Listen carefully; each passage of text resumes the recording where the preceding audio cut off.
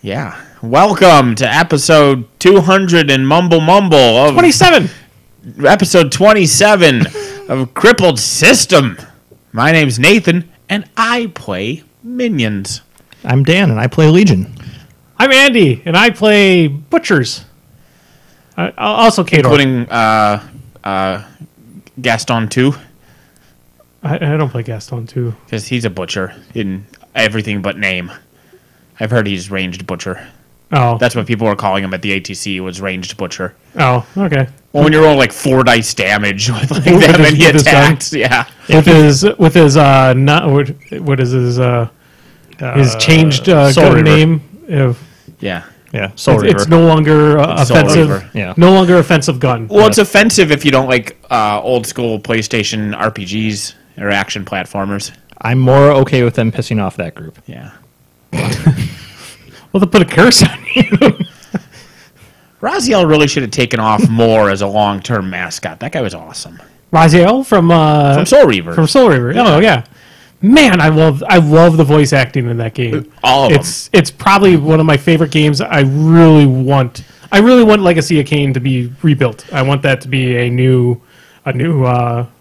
rendition of those games. Yeah, the original Legacy of Kain is rough to play because all the weapon switching you couldn't just do with shoulder buttons and anything. You had to pause, go into the menu, switch weapons, unpause, and same for sub weapons. And the loading time on the PS1 into and out of menu, it added up. For hardcore for Legacy of Kain, because Soul Reaver the was original actually, Legacy of Kain when it was the top down. Every time you wanted to switch sub weapons or whatever, like think Zelda, you pause, it brings up, you switch from bombs to boomerang, you go back, it takes half a second. Yeah. With the loading time, it was like a 15-20 second process to switch weapons, and over the course of the game, that was hours of just waiting for your goddamn pause menu. The load times for Soul Reaver, though, I thought was probably one of the most impressive things because there was basically no load times in that game whatsoever. It buffered really well. Like you could run through the whole world and yep. Oh, so good. Intertwining two storylines where you're the hero of one who's the villain of the other one. They did a really cool job with it. Yep. And I'm surprised more things haven't tried that. Right. Yeah. Just have the bad guy's perspective. Well, that or have competing, titles where you're playing the opposite side of the story. Right, and you can do the crossovers. Like TV does that. You have Arrow and Flash, and they'll have their crossover episodes. Like you can have franchises of video games do that same thing. They still make Arrow? I think so. I don't know. They still make Flash. I think he married his sister.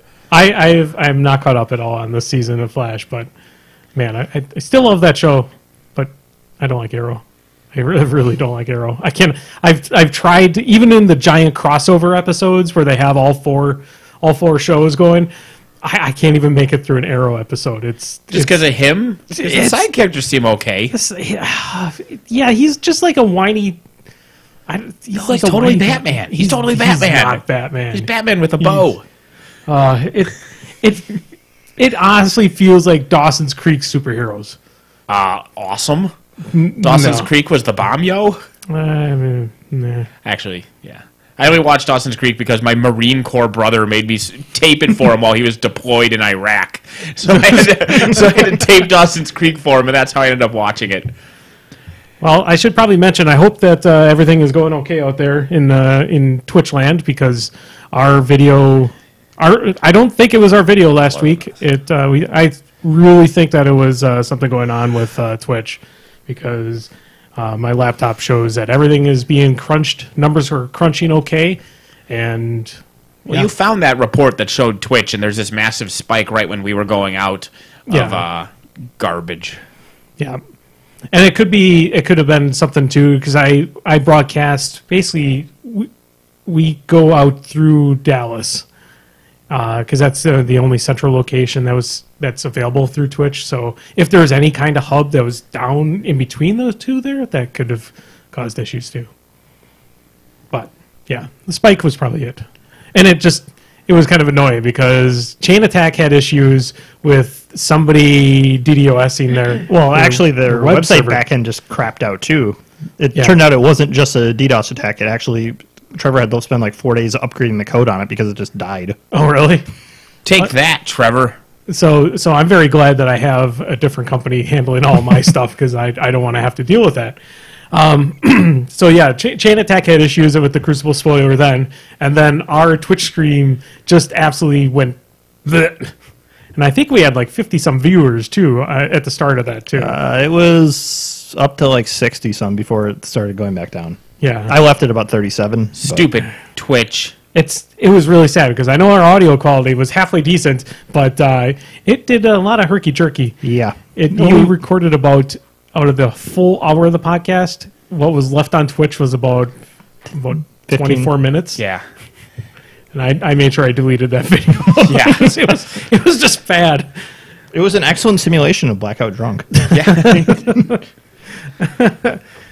Yeah, I don't think I think Moose Machine will be fine. They've been running a stream for a while, so somebody had mentioned in the chat that Moose Machine is next. Well, it'll be fine as long as they're not on Twitch when Twitch decides to take a giant steaming dump. Yeah, that's probably true too. The worst thing about deleting the video is that, now Christmas Duck is lost to the ages.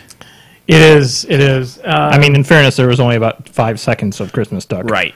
And I'm like, what are they doing? Like, then? if There's the- a duck, and it's gone. If the stream was bad, like live, but the recording had kept everything, at least then it could be retroactively viewable. Yeah. And you could watch Hungerford licking a duck with a Christmas hat on it. Yeah, and that part got cut out. It was just, there was nothing, then they were holding a duck, then it was Liz. Oh, yeah, you don't want to know what happened with that duck. Yeah, you don't. Yeah, and that's also something I need to get to probably with our tax returns, picking up another PC. A duck? So a duck too. Yes, getting a Christmas duck. So, speaking of picking up a PC kind of thing, at work they had so I reinstalled War Room on my Kindle for the tournament a couple weeks ago, and so the Kindle was just it took me like 2 hours to find the Kindle because I hadn't touched it in 8 months, right? Sure. So I finally found it, and it was fucking dead as doornails because it hadn't been charged for 8 months. And so I plug it in, and it took it like 10 minutes of charging before it was even charged enough to turn on to tell me that it was charging. So I charge it, and then I install War Room, and War Room, I would hit it, it would show the Private Press logo, then it would crash back to the main screen. Nice. So War Room won't work on that Kindle anymore. So I had to play the whole tournament with my phone, which blew ass. But I made it work. And you won. I did. work at a print shop. I didn't have time, dude. This was at like 9:30 in the morning when it was 10 o'clock red. Oh, okay. Yeah. All right. Yeah, no joke. Like, I saved it last minute. And so, yeah, I was doing it on my phone. And so a couple days ago, a tablet went clearance at work. It was like a $200 tablet, and it had been clearance down to like 75 or something. And I guess corporate just decided, fuck it. And so it went to $10. What? So we left the clearance tag. When I do price changes in the morning, I give customers first chance. And so I left it up until close. And I'm like, well, fuck it. I'm buying this tablet. Son of a bitch. Oh, it's a garbage tablet. It can't, it's New Vision, NU Vision. It's a company that's made in Sri Lanka. But I would love to run Wendigos. Well, here's the thing. Okay. I buy this New Vision tablet, and it's a fancy schmancy Windows 10 tablet. Oh. So I can't even run War Room on it. You can. There's emulators you can get. I was for trying it. to Google how to do that, but I would Google running Windows 10, and it would take like 45 seconds before it even load the my Google God. results. I almost just threw the tablet away. It's only $10. I'm like, fuck it. I got a charger out of this that was worth the $10. That could be. That would be really mean, just to go downtown and give that to one of the guys down on State Street. Sure, they could have, yeah. Because until it failed to load on my Kindle when I reinstalled it after a year of my Kindle being in a coma, I never had any War Room problems. All the horror stories people have. Yeah, I mean, I use War Room for building lists. It works pretty well for building lists. I haven't played a game of cards since 2012. So I mean, But I've also had iPads the entire time. You have iOS, and Yeah. it from everything I've heard, it runs really well on iOS. Well, they built it for iOS and then went, there's other tablets about 4 weeks before launch. Sure. Yeah. I just I really like cards. It's so much to me. It's easier to deal with. I just lose the marker. There's a marker, and my favorite thing about War Room is the ability to add my opponent's caster to my list at the start of every game. Yes, or even specific handy. models. Yeah, or or like even just to. But the very first thing I do is add their caster. Yeah, the ability to look something up without going, hey, for no reason whatsoever, I need to see that Warjacks card. Oh my god! So yes, and that's a big thing. And then all of a sudden they're like, oh shit, run an entire unit in front of it. Yeah. So I was gonna say what I will do with my Windows 10 tablet is install Gwent on it so I can play Gwent on the go. But that ties into a thing. I also have something for you, but later. A feature of Gwent that's hilarious is when you mouse over cards, they like glow with like a little aura. It shows your opponent what you're mousing over. It glows on their screen too. Yeah. And so your own cards like glow blue and your opponent's glow red. And so you can bamboozle people because you can like mouse over a card for like a couple seconds, then mouse off, then hey, mouse back, like you're reading the card, like you're looking at the card and people think you're doing thing, or you mouse over their graveyard. So they're like, oh, he's checking what I've discarded. Maybe he's got a red. I just do that with fuck with people. Oh yeah. Just mouse over random cards so they think that you're doing stuff. Good times. I have sad news for you. What? I gave up on Gwent. What? It took so long to grind. It took so long to grind my way to ranked play that I gave up. Shouldn't take long to grind. What? Yeah, it's just for whatever reason it was taking a long ass time to level up, and I just got bored. Weird. Mm-hmm. I did it in like a day. I mean, I haven't had a ton of time to sit down and just play. He's got kids, man. Yeah, I have like an hour of gaming a night. Pshaw. Yeah, and you have like a house to remodel, so you shouldn't have any time to. I have time to get my dailies in. Okay, I get my 6 rounds. See, that's why you need the tablet, so you can do that on the toilet. Yes. So suddenly you're just in like what in your 15 bathrooms in the house. I only have those are called down in. Those are called confessionals. I have between 5 and 7, depending on how you count bathrooms. Yeah, there's a couple in And there if you count the one Raylene Raylene locked the door to from the outside.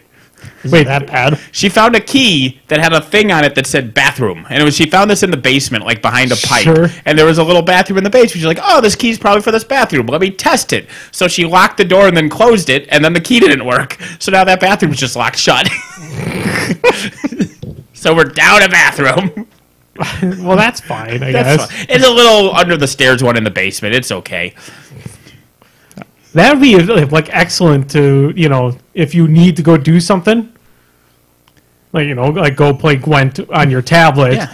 The bathroom underneath the stairs would be a perfect place for it. Well, there's the spider room right next to there. Oh, it would be great if it was a bathroom under the stairs, but it was the stairs that are just that you could see through the slats on there. Yeah. So walking down the stairs, you wouldn't see him there, but the second you turn around at the bottom of the stairs, you get like a full view of Nathan on the crapper playing Gwent, just staring at you. Go away, Quentin. Maintain eye contact. Yeah.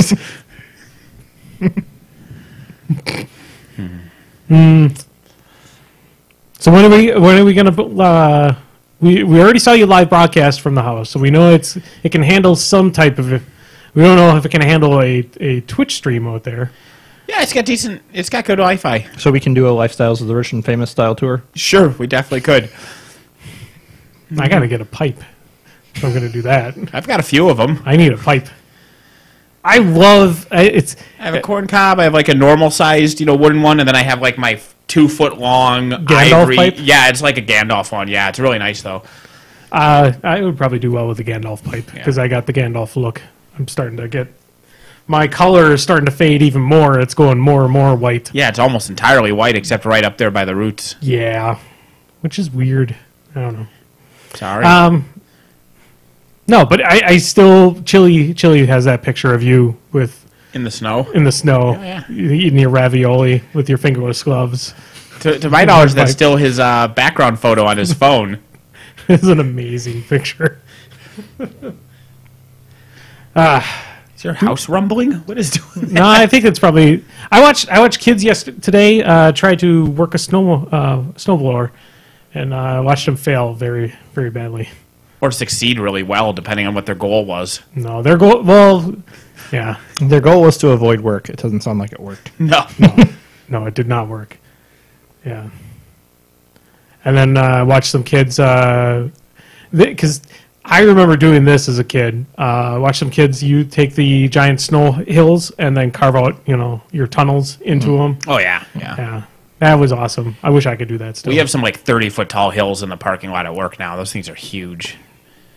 I lived at the end of it was a keyhole street, so at the very end of the street was where all the snow got pushed, and that was the best. You know how your parents will tell you a lie as a kid, and then you believe it till you're adult, and you're like, God damn it, I could have swum right after eating. That was bullshit, kind of thing. So the one for me was they told me that there were weak spots in those mountains of snow. that you might sink straight through into the snow, and then nobody could hear you, and you'd just die. And so you shouldn't climb on those snow piles or play on them because you might just sink in like quicksand and die. And so I was denied a childhood of playing King of the Hill because I was worried I'd sink through the snow and die. We were always annoyed by the older kids in the neighborhood who would come by and destroy our fort. Bastard. Basically, they would just run across the top of it and then fall in because we had the whole thing in the inside carved out. Did they even know they were forced? Maybe they were just trying to get home, and you just made it like punji pits. Maybe I'm the reason why your parents told you. Yeah. Kids just burrow through there like chuds. Oh, that was so fun. And I was driving to Pegasus. I saw it, over at Elver Park, and they had the giant hill there. And I'm like, I don't remember the last time I was out sledding. We should go sledding sometime. We should have a crippled system outing and go sledding, which will last probably about 15 minutes after we go up the hill twice. Elver Park's great. Mm-hmm. It could use a tow rope, I'll say that. But it's good times. Yeah, I'm not sure I'm going to do it this year, but otherwise next year for sure I got to take Liam sledding. So yeah, and that's the trick is you get some people with younger kids, and then we might get all bored in 15 minutes, but they'll want to go for like 3 hours, and they'll keep the energy. We could run them over. The hill outside my house is like a freaking like 80-degree angle but that's down to concrete. Yeah. And if you do it on the wrong spot, you fall into my garage. And importantly, also, if we miss, it's on a school and they have insurance. Yeah. And there's a cemetery real nearby. So in case of an accident goes, all really bases are wrong. covered. Yeah. Whether you survive or don't survive or somewhere in between, we gotcha. It would be very difficult to hide the spot where you hid the body in the cemetery in winter. Oh, it'll just get snowed over. Well, maybe if it snows. Who knows if it's going to snow again? And if you crawl like on your stomach over footprints, they vanish completely. I learned this from Metal Gear Solid. Oh, I feel sorry. Naruto. Oh, somebody Takatron 7-year-old wants to watch Naruto. I can believe it. Is that his catchphrase? I don't know. That, and I know there's a guy named Rock Lee. And they all have those dumb metal things on their head with like a swirly eye. That's my Naruto. Oh, and cat whiskers for some reason. I think everybody on Naruto has cat whiskers. What? I don't remember. This is the extent of my Naruto knowledge. I think does he really say like believe that? Is that? I thought it was like believe it or something. Is his fucking catchphrase? Mm-hmm. That's like it's like what's the guy that we hate in WWE that I can't remember? Raymond Rones. Yeah. Raven Rones? I said Raymond Rhodes. Roman Reigns. Not Raymond Rones. Yeah, see, look. There he is saying, believe it, and he's got, like, fucking cat whiskers for some reason, and he's got the stupid metal swirly eye thing on his head. That's the extent of my Naruto knowledge. Yeah. No, I recognize the picture. Mm-hmm. I'm trying to remember. There's some guy made out of sand. I think it's Naruto. One of my roommates in college watched all of it, and I remember like 2 or 3 episodes. There was a really cool villain who would like rip bones out of his body and use them as weapons because he could just regenerate. But then he died like 2 episodes later because apparently he also had cancer or something like that. So they have this battle, and then he just dies in the middle of it. Do you have bone cancer? I don't remember. Bonitis. It could have been bonitis. But it was just a really cool villain that went absolutely nowhere, and then everyone just moved on. So it's like every episode of Star Trek ever. Pretty much. It's like, we're going to introduce something that's really cool, but we don't have a plan for it later on, so this is just a one-off episode. Yep. How legit is the episode with the guy when there's the Shakespearean troupe and it turns out one of the guys in the troupe is like this wanted war criminal? Do you remember that one? And like Kirk recognizes him. Oh, jeez, I thought you were talking about Naruto. I'm Not like, Naruto. I have no fucking idea what you're talking about. In the original Star Trek, there's like this Japanese Shakespeare. Yeah, this. Of the original series? Yeah, the original. I think it's in the original series because I think it's Kirk that deals with it, not Picard. But like it's this Shakespearean troupe comes onto the Enterprise to perform, and they recognize that like the main lead, the guy playing like King Lear or whatever, is this wanted war criminal, and they do a really cool Shades of Grey because what he's wanted for was he just murdered 50% of the people in his the city he was founding, like the planet was colony. Colony's the word I was looking for, because there was a famine and they sent for help, and help was like, yeah, we'll be there in a year. Sure. And they had 6 months of food. And they're like, well, we're fucked. And then he does some math and he's like, hey, half as many people means we have a year of food. So he executes half the people to save half of them. And like 3 months later, they're randomly rescued by just some passerbys. And it was a really cool, like, oh, shit, man. Like, did he do the wrong thing? He did a monstrous thing, but was it wrong? It was like, I remember the troop. I don't remember the episode very well. So it's, man, it's been a while since I watched the classic fucking series. episodes of Naruto. Yeah, that's way too It's much. been going on for like 20 years, because I remember Naruto forever ago being something that weeaboos talked about. Speaking of which, I've heard that One Piece is a shockingly good anime. Like, I've heard that as well. Dismissible as just like another like kids thing, but it's actually really surprisingly deep. I thought that was. No, One Piece has the pirate with the stretchy arms. Okay. I thought Naruto was. No, Naruto's they're ninja. They do their kung fu ninja child style. ninjas. Yeah. So It's a great children's show about child labor exploitation. Yeah. Oh. And then there's Inuyasha, and that's just basically about Furs. Everblight and Torok. Yeah. It has like the soul stone that's been shattered, just like the Athink. So Inuyasha, I just remember because it was always on Adult Swim. Always. Always on It Adult was. Swim. Adult Swim, 20 hours of Inuyasha, and then 4 hours of Aqua Teen Hunger Force. Aqua Teen Hunger Force. And then 12-ounce mouse. Oh, fucking Osmo. God damn. But that's the guy who created it? Or 12-ounce mouse, they start calling it Osmo because that's like, if you just take the right, Oh, Jesus Christ. It's one of the... Oh. yeah, like... It's a millennial contraction. Yeah, like 12-ounce mouse, and they just took the middle, like they zoomed in, and that's how they would show the title screen, and then they just called it Osmo. All it was 15 minutes of awkward silence. Oh. Fucking terrible.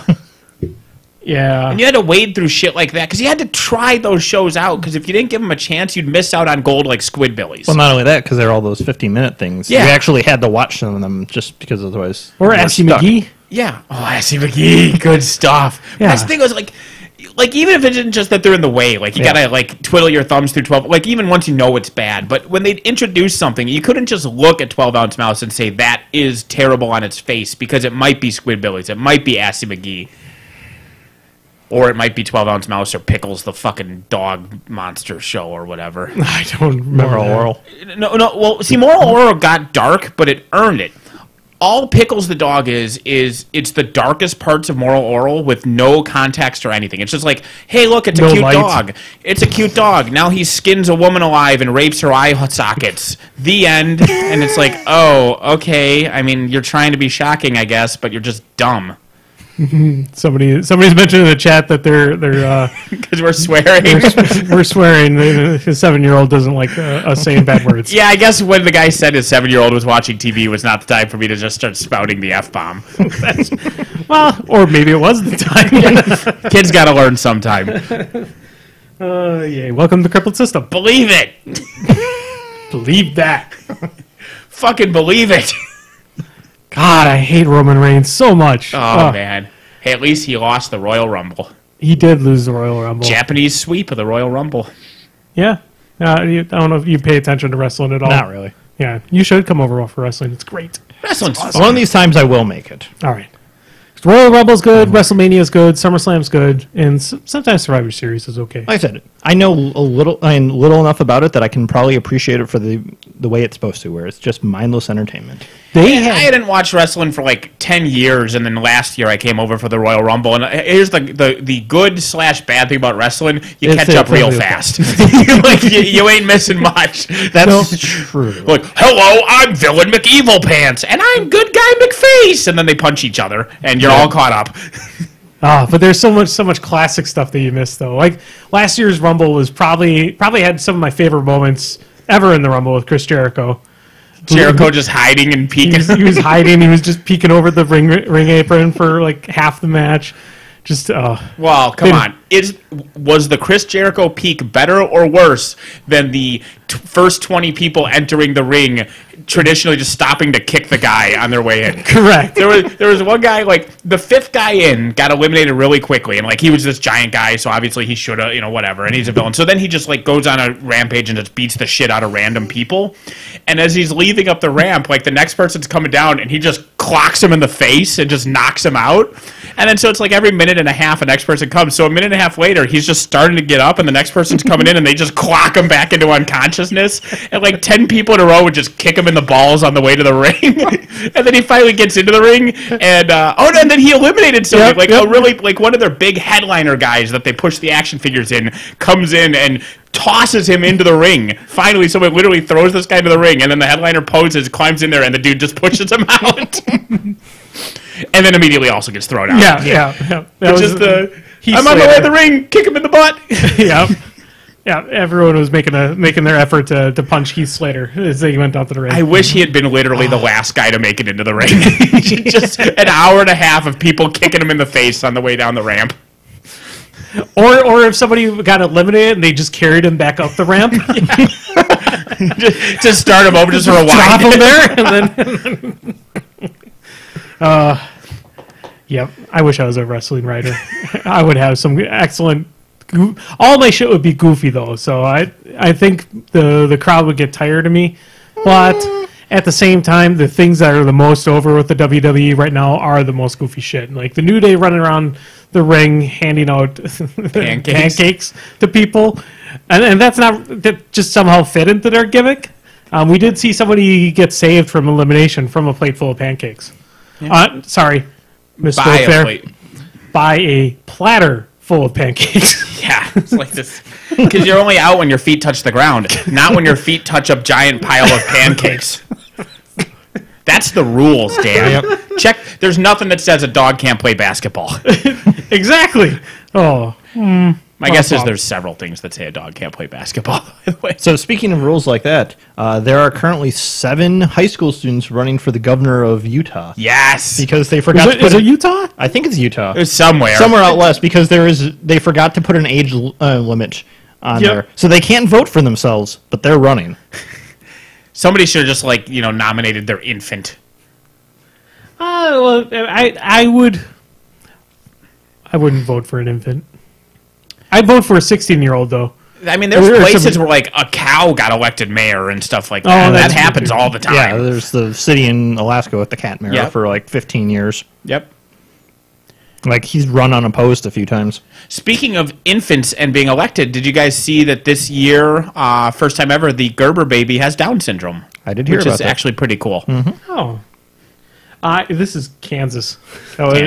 Kansas, Utah, same thing. Whatever. Right-wing stronghold. Yeah. Well, that's adorable. Not the 7-year-old's running for governor.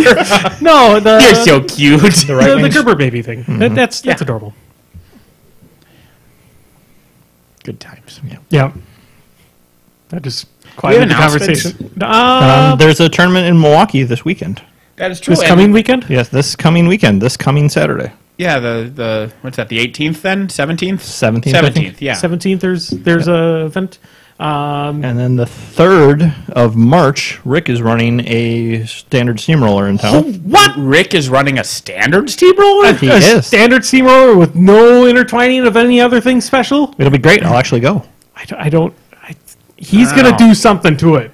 I might need to take another 8 months off and then come back and win another tournament. I mean, ironically, I think that's going to be when the Steamroller 2018 beta is. So he should be running a beta event. I am undefeated in tournaments since they introduced the new Steamroller rules. You didn't play any of 2017? I didn't play with squares and circles being scored by beast ejects. When they had the testing, I did a little bit of testing, but I never played an event with that. Yeah, you haven't played since June. Yeah, so I think your last event was maybe around May. It was in May. Yep. Yeah. No. So I'm undefeated with this, despite having literally 0 units in any tournament ever with those rules. So the circular zones could only be scored by my Warcaster. Yeah. I am excited for the new CID though. With the Kador, I've been toying around, building lists in my head and building lists on my phone. I'll be happy tomorrow when the new rules come out And hopefully suppression tankers aren't completely busted as shit. Oh, I haven't been since when I actually went and looked at the CID. The site was down this weekend. Yes. So I couldn't actually look at it. So I haven't seen much of the feedback on it yet. They're Rat 7. They have 2d3 shots. They get boosted attack rolls against all warrior models. Blech. They have covering fire. Blech. Or they have a second star attack, which is instead of their 2d3 shots, they get a spray 10 POW 16. What's the range power of their 2d3 shots? Yeah. They're basically hand cannons. Yeah. This is a what are these? Those are the battery guns. Suppression tankers, the heavy man of war. Okay, so it's just it's a heavy warjack. Do you know what the point cost is? 6 points are free in theme. Wait, 6 points for something with 2d3 auto boosted hand cannons? Yes. Yeah, that seems fair. And like with a Kador Jack grid? No, it's a man of war with 10 boxes. Oh, it's a man of war. Okay, all right. No, that's I mean, something a big heavy breeze will kill him. Arm 21 with 2 shields, or 17 with 2 shields, so arm 21. Yeah, that's the two problems are the boosts and the spray. Because the spray is POW 16. Yeah. What's its Rat 5? 7. Rat 7? Yeah. It seems legit. That's fair. a little. Seems completely fair. I don't know what you guys are talking about. Here, let me put it this Don't way. poop on my dreams. So, I'll poop on that tree. while David was playing 2 of them, even he admitted that was on the high end of bullshit. Yeah. Well, I mean, that's why there's a CID. Correct. And that's why there's testing. Yes. And, and I guess I'll be waiting for the Kador forums to freak out when So picture they this. You dial take them back a little 2 bit. of those with Vlad 2. Then they're Rat 9 auto boosted. And also speed 7 then. Oh, they also have dual attack. Oh, sure. Yeah. Yeah. Yeah, melee and shooting. So they can charge to get that spray angle exactly where they want it to be with the extra 3 inches of threat to set it up. Yeah. That seems fair. But they're speed 4, though, right? Yeah, they are speed 4. Yeah. They might actually only be Rat 6, but it's still... Rat 6 is still... not Rat 5. Yeah. Correct. Last I checked, Rat 6 was not Rat 5. Yes. And we all know that's that's the worst rat. Yeah. Yeah, that's a little weird. It's bad, but I mean, the rest of the stuff, it's not bad. There's a bunch of jack point readjustments.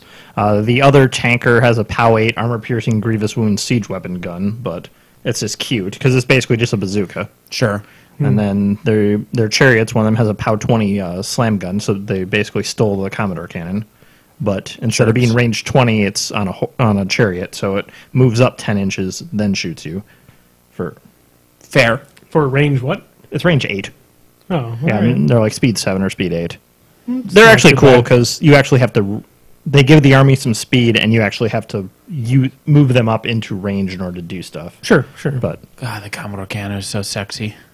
Yep. That's like one of the coolest changes that they made to Mark III was including Letting the that other pirates. to all the privateer casters. I mean, we don't really see that much of Bart. well, I mean, so we have Shay that much anymore either. Kador now. Steamroller is getting a mini CID, then Crucible Guard, and then it is Tharn, and then it's Pirates. Oh, really? So Okay. Oh, so they have like an actual in-depth schedule? Are there going to be like through the summer. mini CIDs in They're there? doing they're doing a shorter than normal cycle for Steamroller because it sounds like the base Steamroller isn't changing much. Mostly it's just Hungerford wanting to try out the new Champions rules. Okay. So it sounds like they're going to do like a week and a half to try it out, with my guess being it's like either this is good or we're going to scrap that and go with plan Maybe B. some objective changes. Yeah, that would be my some guess. sort of- But it sounds like it's very much a tweak year as opposed to a transformational year. I'm glad at that because I mean there's if it isn't broke, Yeah. you don't need to fix something that's not broke. And Well, I mean, this is Steamroller the is first really- year in a long time that I can't have a clear most favorite and least favorite scenario. true, and it's also changed. It's helped help drive the game to where I think they feel the game needs to be. Is where it's it feels more balanced with Steamroller now I would agree. as compared to what it was when it first came out, and it was no themes, random schmackies. I went back Of course, and found... Keith is winning again, so we need to stop that. With an easily countered spam list. Easily? Yeah. Yeah, I don't know. I haven't really. It's thought very about it strong, that but much. it's very predictable. It's strong, but it's counterable. I just haven't thought about it either. So I have to get through the actual beginning phases of building lists. I mean, I also haven't seen Keith. I've seen Keith at the ATC, otherwise I haven't seen him since November. So Gatsby 3's feat doesn't do anything to the opposing models, right? He just gains a soul when they... he heals When he C3 does and gains damage. a soul. Right, but he doesn't, like, make them... No, Yeah. you're thinking do me one. Well, I know. Yeah. I was thinking of Gatsby 3, and I was 99% sure I was right. Yeah. I was just double-checking. Yeah, because I just, like... I feel okay, like, with my Arcadius list, because I out-thread it. I think my Karchev list will probably have a decent chance against it too. Well, I mean, Just also mainly- anything that can knock down or stationary the jacks really hurts it because he doesn't have jumpstart. Yeah. So all that shit that we thought would work against Jordan Sarkovich list that didn't actually works against this one. Yeah, Like, that- Bart just wins. Yeah. Well, I mean, like a countercharge works against those Slayers because Yep. those Slayers move into range and they get hit by a Kador heavy. They're going to lose an arm. Yeah, I mean, yes, they're ARM 19, but they're still Slayer grids. Yeah. Yep. Because they're carapace and unyielding, right? So they're Correct. 19 against melee and 21 against range. Correct. Yeah. Or Nick or Jake plays Nemo 3, and well, Keith still won that game, but it's sad times because then they're ARM 17 against the Electro Leaves. Yeah. Although apparently at LVO he was playing a game where he just made it so every model in his army was at least 4 inches away from everything else, and then the Nemo 3 player didn't know what to do because it's like, I mean, if you're not playing with that many models, it's pretty easy to put everything 4 inches apart. Yeah. Yeah. Yeah, sorry guys about the Warmachine talk, but you know, hey, changes things up. I happens. say we could go into the Midas list. Yeah. He's in a Midas list. What? Well, so you know how Midas was considered to be an okay caster because he has an amazing spell list and no fury to do it. I didn't do anything with it. Sure. And before they had no arc nodes. Now Yep. they got arc nodes, Well, too. so yes, with the new Gator releases, Midas gets an arc node and a guaranteed 4 fury a turn, a 5th fury when you need it, and with the corpse, You can only convert 3 per turn, though. well, no, Oh, and and, the upkeep, and D3, and so you get. First, you have the corpse. What is it called? The Spirit Cauldron or whatever. Right. That gives you D3 So that's not corpses. straight Gator. That can be used with Pharaoh. Yeah. It's just not a lot of Pharaoh stuff cares about corpse tokens, Yeah. except for Midas. Midas. Yep. Yeah. So Okay. yep. So he gets D3 corpses a turn because it's no longer bone counters; it's corpses. Sure. Okay. The Bone Shrine gives him an arc node, and when you need it, you pull a Fury off there. And yes, you might get -1/-1, but on the turn you need it, you can. Then the Soul Slave gives him a free upkeep and a free Battle Lust or Hex Blast every turn. So for 12 points, you double your Fury. Yeah. I wish his theme was back where you could have a dead war beast in Yeah. in reserve. It would be a neat thing for him. Still, it's some good stuff. Is that in any theme, or is that out of theme? No, that's will work for food. That is what work for food? Okay, Yep. I wasn't and then sure. you just play Bone Grinders or Valkyries and Nifs. And then a bunch of Pig Beasts. And some Bone Swarms because you can fill those up too. Get overtaken razor boars. Yeah, you can do that too. You have lots of options, but I wonder, maybe I could try that with 28 razor boars. all right, I'm done Warmachine talk. I promise. Well, we're talking hordes though. That's true. Yeah. Yeah. So Actually, it's been really weird. The last 3 weeks, there have been 1 or 2 Hordes players and 7 to 9, or 1 or 2 Warmachine players and 7 to 9 Hordes players out. I mean, so Hordes is broken. The fury mechanic is dumb. You get all this fury off your caster, and then you also get to use all this fury on your beast. You get to do both. War Machine has to pick. That's dumb. That's my impression of the forums for Sure. a decade. Sure. For a goddamn decade. I will say it was a little weird when I went down. It was like 2 weeks ago. I've been lacking on my Wednesdays, but WoW has been calling me. And I mean, Playing it's WoW with been friends. cold. It's been cold, and I don't like cold. But no, we've had a crazy resurgence of Trollblood players in our meta. There's so many Trollblood players. They came out of the woodwork. Madrak 1 is one of the most negative play experiences on the planet now. That guy can fuck himself. Really? Yeah. This is Madrak 2. It used to be Madrak 2. Oh, Madrak 1. Fuck Madrak 1. Aw, where did he touch you? In his feet. He didn't touch me. I just read his card. And I'm like, ugh. Well, because Travis is like, Madrak 1's the worst. It's negative. I'm like, it can't be that bad. And then he showed me his card, and I'm just like, I don't ever want to live in the same hemisphere as somebody playing that. So let's put it this way. Keith wrote a list that he thought about playing. Oh, so Keith and is Jake playing that? I think Jake has moved on. Sam has actually been piloting that list to good success. Jake is doing other things. Well, Jake was playing Trollblades last time I saw. Yes, he is. Is he? It's what do you mean he's doing other things? As in he's struggling? No, he's playing Borka. Yeah, his Bearca list was pretty cool. I think he's still on his quest to get bears into the bears into every list. And Oh, Yeah, no, it's So let's see. He has because they combined some spells and stuff. So, he didn't used to have Blood Boon, right? yeah, he did. Oh, did he? Yep. Not in Mark 1. I don't know. I don't know. no, Magic 2 I thought had Blood It's Boon. Magic 1. Whatever. So he's got Ricochet, good for Ricochet. He's got Tactician and blah, blah, blah. Here, I could do this. Well, so he has that Even Ground spell, which is a combination of Solid Ground and Surefoot, basically, because it's control. Yep. It's control area plus 2 defense and no knockdown for his whole army. And then Guided Hand and Jackhammer, which is good stuff. But yeah, the feat is heals everybody in his army, and then your enemy can't charge or slam them, and that sucks. Ugh. Because it's while within his guys have to be in his bubble for you to not be allowed to charge or slam them. He doesn't have to catch you.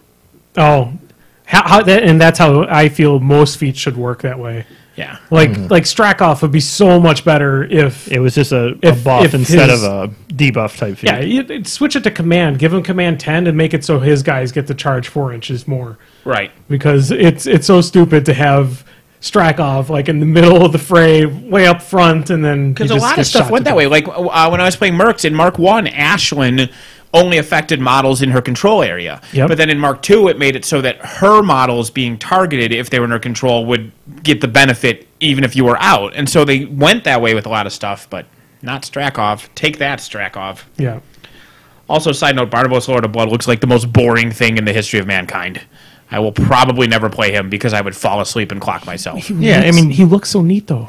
What he does... The is model looks he so walks neat. forward and you can't hit him. He upkeeps Onslaught. Sure. He casts Execration of the Blackest Night, and then he one rounds a Colossal by himself. Has that been And that's all he does. contractified yet? It's within 10. Oh, No, I mean the Execration of Blackest Execration of Blackest. no, you just say it and then put up the devil horns. Okay. I'm just gonna get just to do the devil horns for It's him a pretty metal spell name. Yeah, that's what I would have a tattaoo, and it would be misspelled. Sturm and Drain places. still have the best feat name. Oh, but- speaking of which, you'll also like this with the Soul Slave. Yeah. If he's in Drang, the Soul Slave can still cast Sturm spells.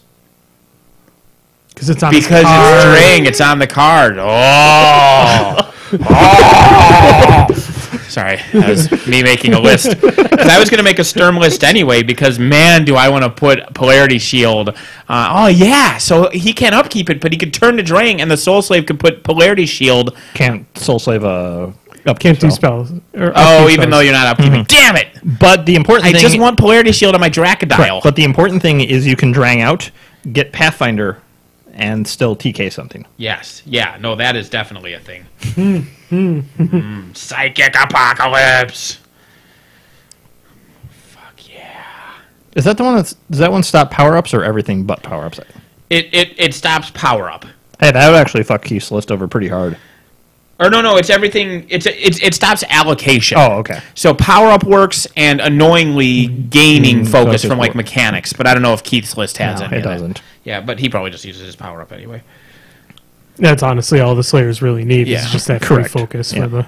Yeah, the Psychic Apocalypse was the other. There were two blatant nerfs from Mark II to Mark III in minions. One was the Roadhogs losing Pathfinder on their legs, and the other was the wording on Psychic Apocalypse. Because at first read, it looks like the same thing. Just they changed it because of the power-up rule. Because in Mark II, it was their focus capacity is reduced to 1. Which is what power-up gives you anyway, so by not allocating, it kind of is that, except for mechanics and shit. Power Correct. booster. Yep. Fuckers. Oh well. It still works for assassinating warlocks because people don't understand how the game works. People are dumb. But that's okay, because while people are dumb, that means people aren't playing Ron. Oh, yeah. Or Nail. Yeah. I love Nail. Nail's so... I love watching Nail be played against people who have never seen Nail and get, oh my god, he's just digging deeper into their army. Like at ATC, I was watching somebody just molest somebody with Nail. Well, and if I remember right, it was glorifying. They made Nail better too. They might have. Like, oh, do you want that free strike? Do you want to kill? All right, Nail's going over here to kill this guy. Nail's gonna go kill this guy. All right, are you sure you want to kill him? I had somebody with a troll player end up using Nail to the full advantage of wiping out their Fury so they can attack more times with their Earthborn. Yeah. So Earthborn had like 9 attacks that turn. It was not fun for me. Yeah, don't let him do that. It's like Earthborn, smash, smash, smash, eat Nail, smash, smash, smash. Yeah, no, don't do that. But yeah, man, there's so many things I want to play, but I'm really trying to stick with Khador. Like I want to bring Doomshaper 1 back into the game because man, I love his feat. I liked playing with my trolls back then, but now we have such a resurgence of trolls, and I feel like I have to play my Khador. See, I'm gonna stick with just my 2 lists for a while. Brush the rust off. Yeah. See if I can get these 2 lists down.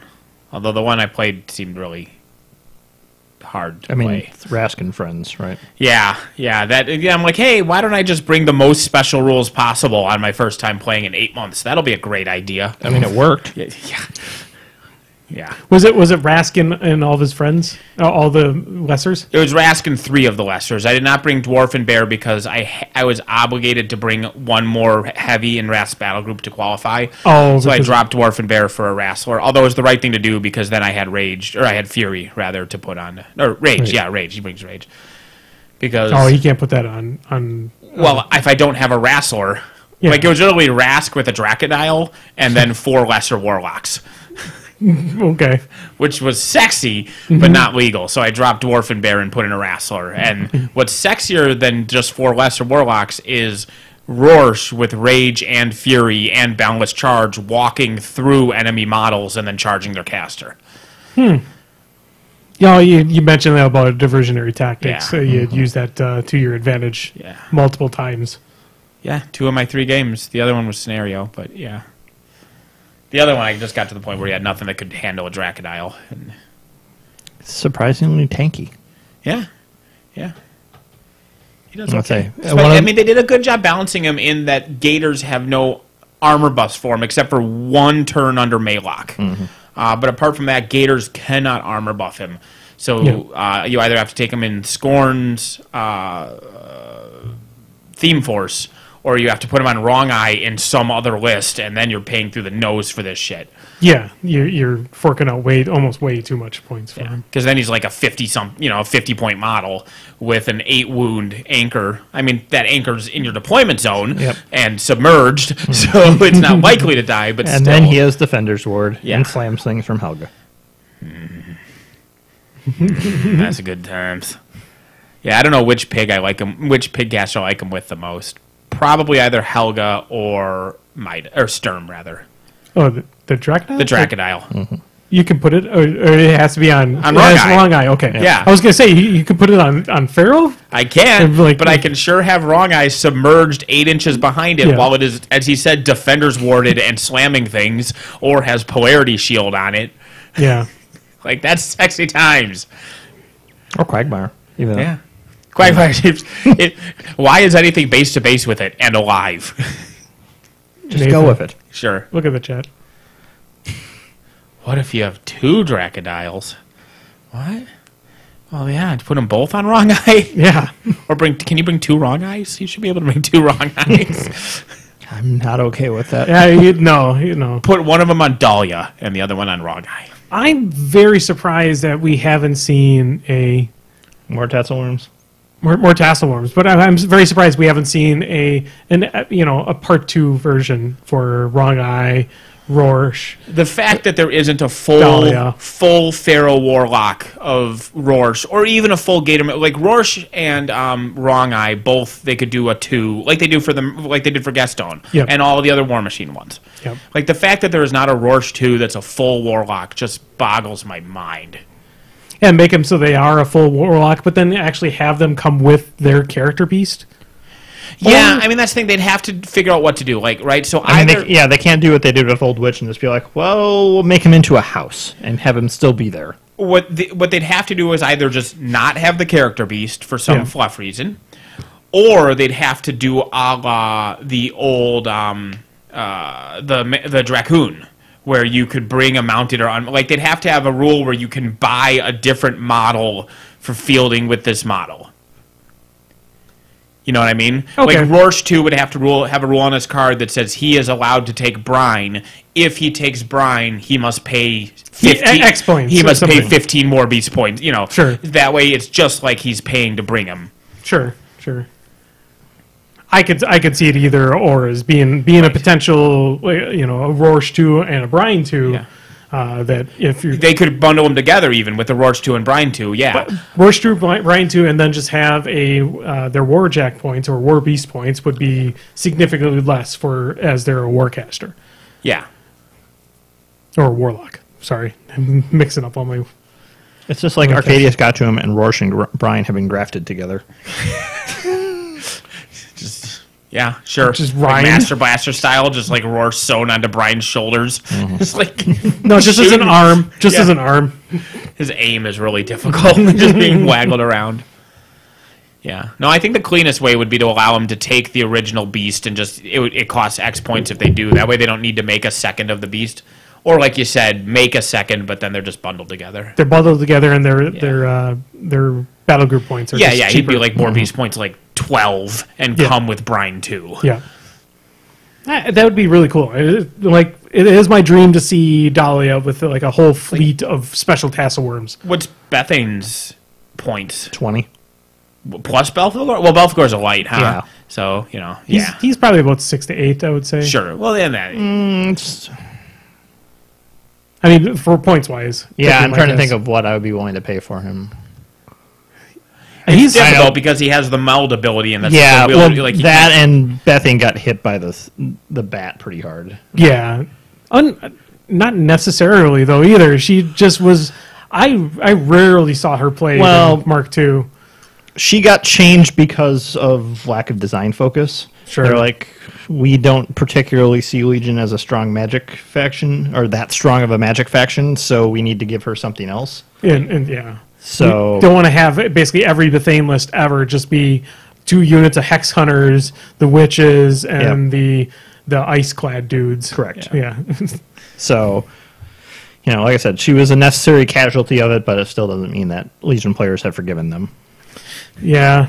Also, more importantly, in the current meta, Belphegor lost immunity cold and immunity lightning. Oh, he doesn't have that anymore? No, he's just fire and corrosion. If he still has immunity lightning, I would be running Bethane all the time just to be like, yeah, plus being immune to all 4 was a neat gimmick. And it would, like I said, in the current meta, it would be a really nice gimmick. So that's what's nice about the Earthborn. Yeah, well, because it would just be all right, so that instantly makes her a good Signar answer. Right. Because, it's not, that cuts out so much of the game where you don't have to be like, all right, let's see, I am just farthest away. Oh, look, I'm accidentally next to an objective. I guess I just lost. Right. Next to objective, or, but I mean, if you're immune to it, then you just meld into them, and now you're immune. Exactly. To their it's like, oh, Nemo 3, she will be my front model. Bring it, old man. So everything in a 4-inch swath around her would be dead, but not her. That's fine. It's like, just camp 2 Fury, and it's like, okay, Storm Striders, you can charge me. I don't care. It'll take me 3 turns to kill you, but I got this. Yep. Yeah, no. It looks like the immune to all the elements is going to be Crucible Guard shtick, so if that's what you want. Or even they are now, electricity. They're like corrosion and fire, right? Yeah. Yeah. They're basically like... Well, and apparently, since there were some people already panicking in the Protectorate form going, oh no, this entire faction screws us, I think Piani's already said, no, don't worry, they're not all immune to corrosion and fire. Just the first 2 things we shoot, you happen to be immune to it. Well, 100% of the things they've shown has been horrible for everyone else, so the whole faction is horrible.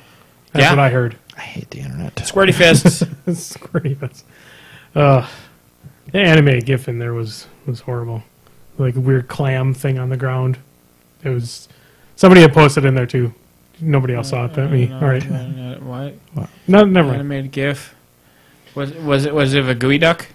No, it was something.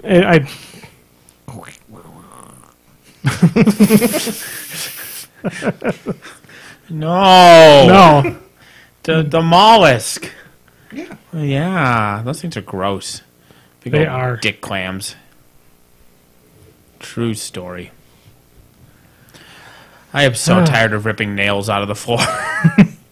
You have no idea how many goddamn staples people use to put carpeting down on like 1960s tile. Well, I've I dealt with pulled out those. carpet a few months ago in my house, and it's like, all right, you pull the carpet up, you pull out all the nails, you find more nails, you find more nails, you sweep, and then you find more nails, then you lay new floor down and still find more nails. Yeah, the best.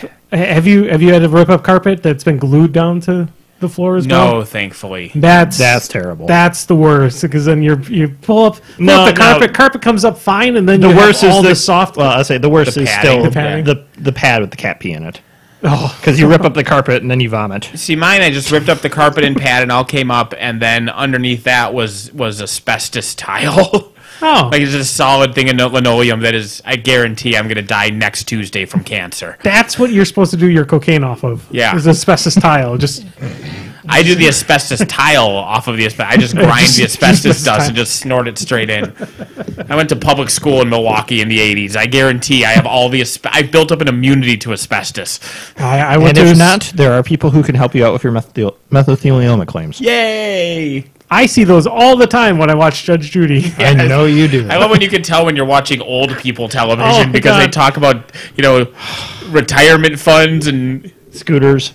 not even retirement No funds. No rascals in there. But a lot of Huppie and Abraham. Funerals are so expensive nowadays. You should do what I did.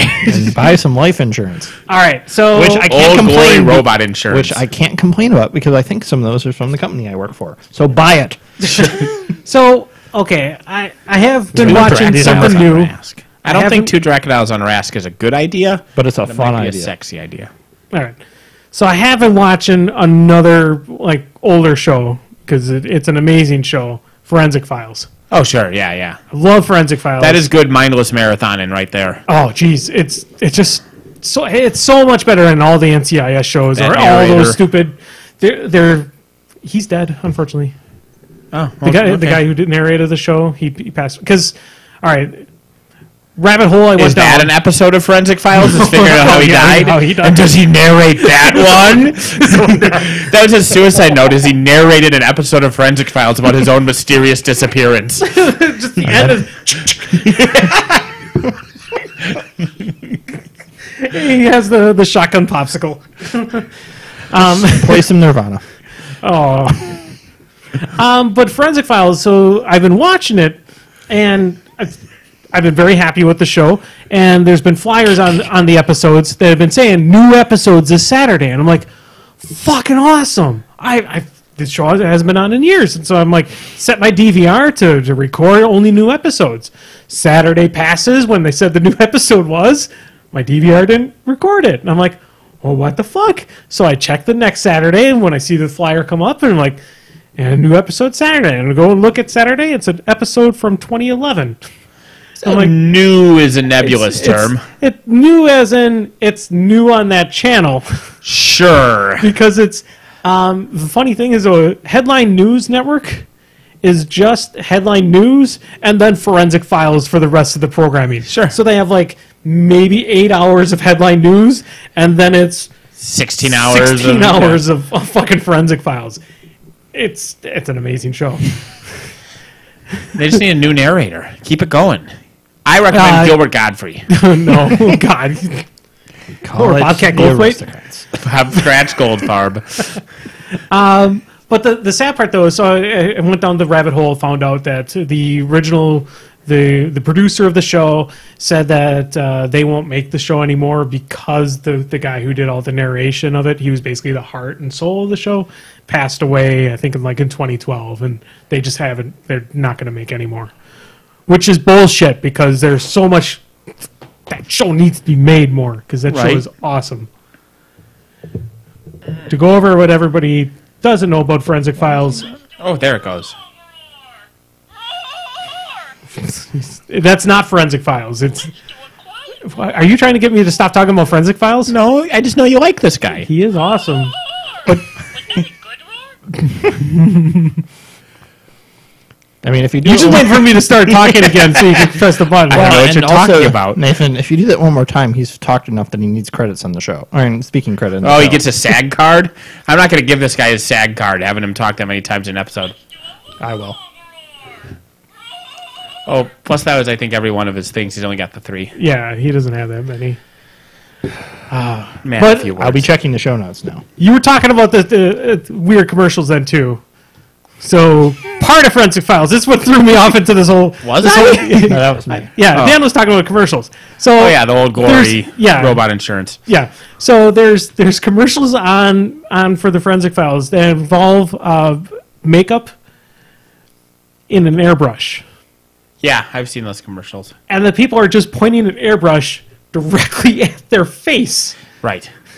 which Put the nozzle right in your eye. Yeah. Just pull the trigger. Look at this thing, the blemish is gone. No, you're just blinded. Yeah. So you just can't see your This blemish. is the same generation that surprised people my age are eating Tide Pods. But they look so tasty. They do look tasty, though. I'll admit that at least. I won't admit Tide Pods. What I will say is that Downy fabric softener looks like blueberry milk. Oh, and yeah. from as long as I can remember as a child, it smells delicious and it looks creamy and it's that powder blue. Well, it's the milk from Star Wars. Yeah, like it looks like Star Wars milk. I never drank it. Did we I really was need smart that enough. scene from? I was thinking New Hope, but yes, Last Jedi. Last Jedi, we did not need that scene of him taking it right from the teat. So, Last Jedi, we did not need that scene. Is the summary of the Last Jedi? No, I like the movie a lot. It just that specific scene was. It's comedy. This is No. what Luke's up to, is jerking on some weird walrus monster's titties. And the walrus monster seemed happy about it. I saw a thing with the picture of the walrus monster. Oh, I didn't see it with the Slave Leia costume, no. But it was the picture of the monster, and it said, like, my milkshake brings all the Jedi to the yard. But I mean, that's like a scene that could have been on the cutting room floor. I needed and to nobody would know have missed it. where Luke got his supplies from. I needed to know that he eats porg and drinks walrus titties. Do we know he eats pork? He eats the fuck out of porg. Come on. Chewie eats pork in front of pork. Dude, well, he didn't because Chewie's a softie now. No, I don't think so. I'm pretty sure he's still I eating would at have- that point. They show him like putting it down. He's like, he was all sad that he was being watched. They were bugging him, or he just put it down and then ate all of those porgs so they stopped watching. That's him. what I think happened.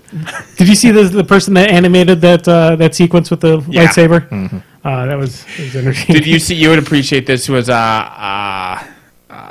Wilfred, the Yeah. dog? I saw somebody that they photoshopped and it was Han Solo, and then like Wilfred, but with the Chewie bandolier, because he said that's how Han sees Chewie. yeah, I've seen that too.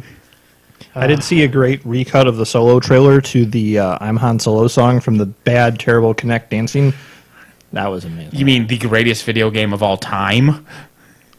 No. Oh, you're right. I did not. So do that. I guess we could probably, since that we've Solo talked about Star trailer. Wars before.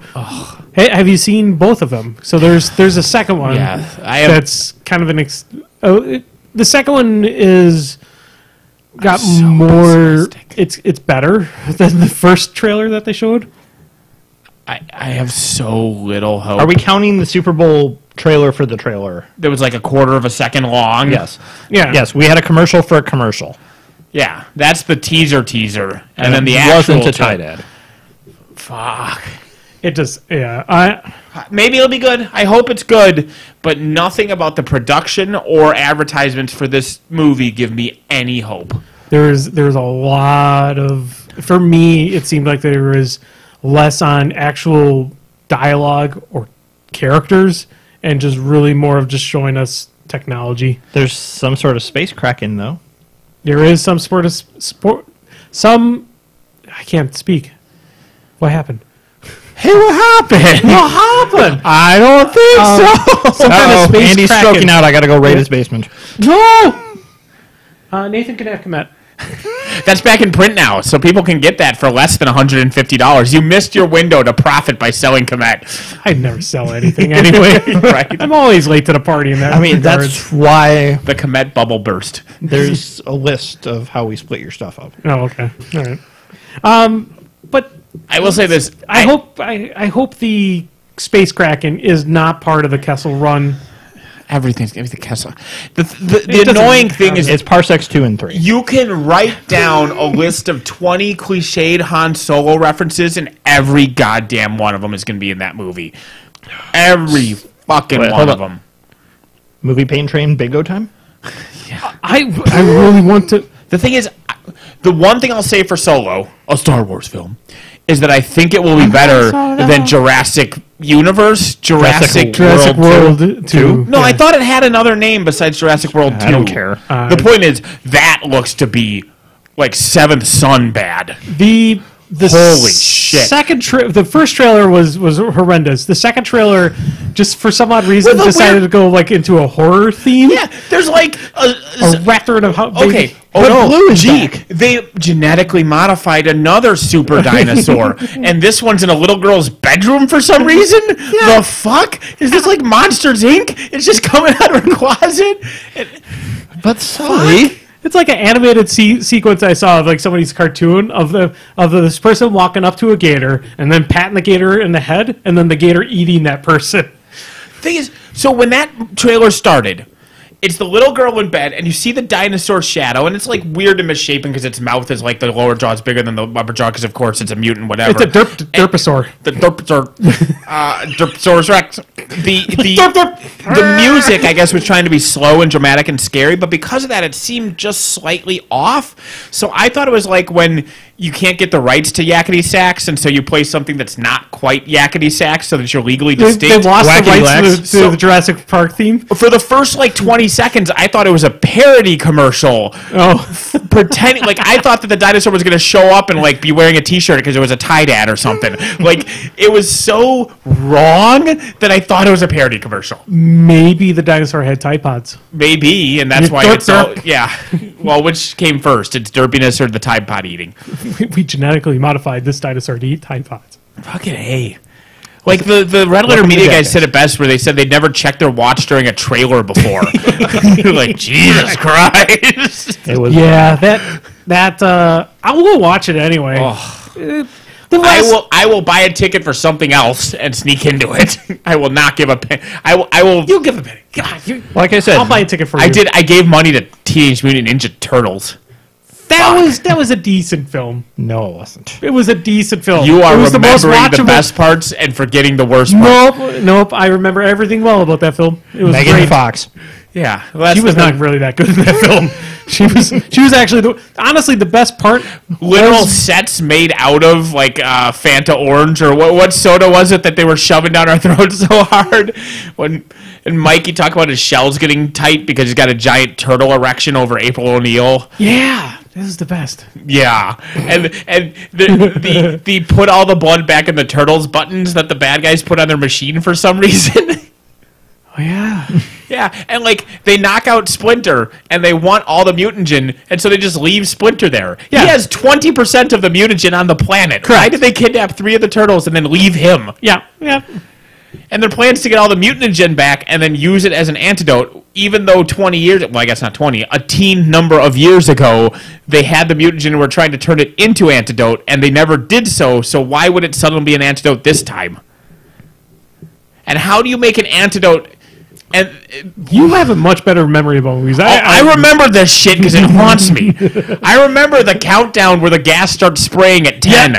Yep, that was I do remember that part. I remember where they had to hold up the tower after it collapsed, otherwise it would kill everyone, because if it hit the ground, it would explode the canisters. Yeah. So they have to fight Shredder while holding this tower up, and then after they beat Shredder, the tower just falls off a building, and it's fine. It's fine, because the fight scene's over, so magically the gas won't come out anymore. Exactly. Maybe I just didn't care enough to really remember it that well. Have you seen it since then? No, this is my life. What is wrong with you? This is how my brain works. Oh, man, This is why I can't just watch a movie and go, yay! I can't. They haunt me forever. Yeah, I don't really remember much. I like the graphics were pretty good for what they were for humanized turtles. The noses. Yeah, the nose. They were. It was. They should not have humanized them. Is the issue? Correct. They were disturbingly realistic looking. You are right that the graphics were impressively realistic. I defy you that that's a good thing. I think it was. I think they were well done, and it did not have as much shaky cam that I expected out of a Michael Bay produced film. But to save this conversation, have you seen the new Cloverfield? Yes. How is it? Okay. It is a decent episode of Black Mirror. I wanted to see if somebody wanted to pain train that with me because I haven't seen it yet. I watch it. It's okay. It's Chris O'Dowd in space. Gotta love Chris O'Dowd. I can spoil more details if people cared, but it's okay. I'd rather not. Solid B plus, or You should watch it. Yeah. It's surprising, I will. Surprising that they marketed it that way, though. They're like, "Hey, Super Bowl! Hey, surprise Cloverfield film! watch it now. Yeah, Yeah, the fact that I was watching now is not expecting. I will say this because it's not necessarily a spoiler because it was in the Super Bowl trailer where the trailer's like 10 years ago Cloverfield happened and we never knew why and now we know why. Okay, so yeah.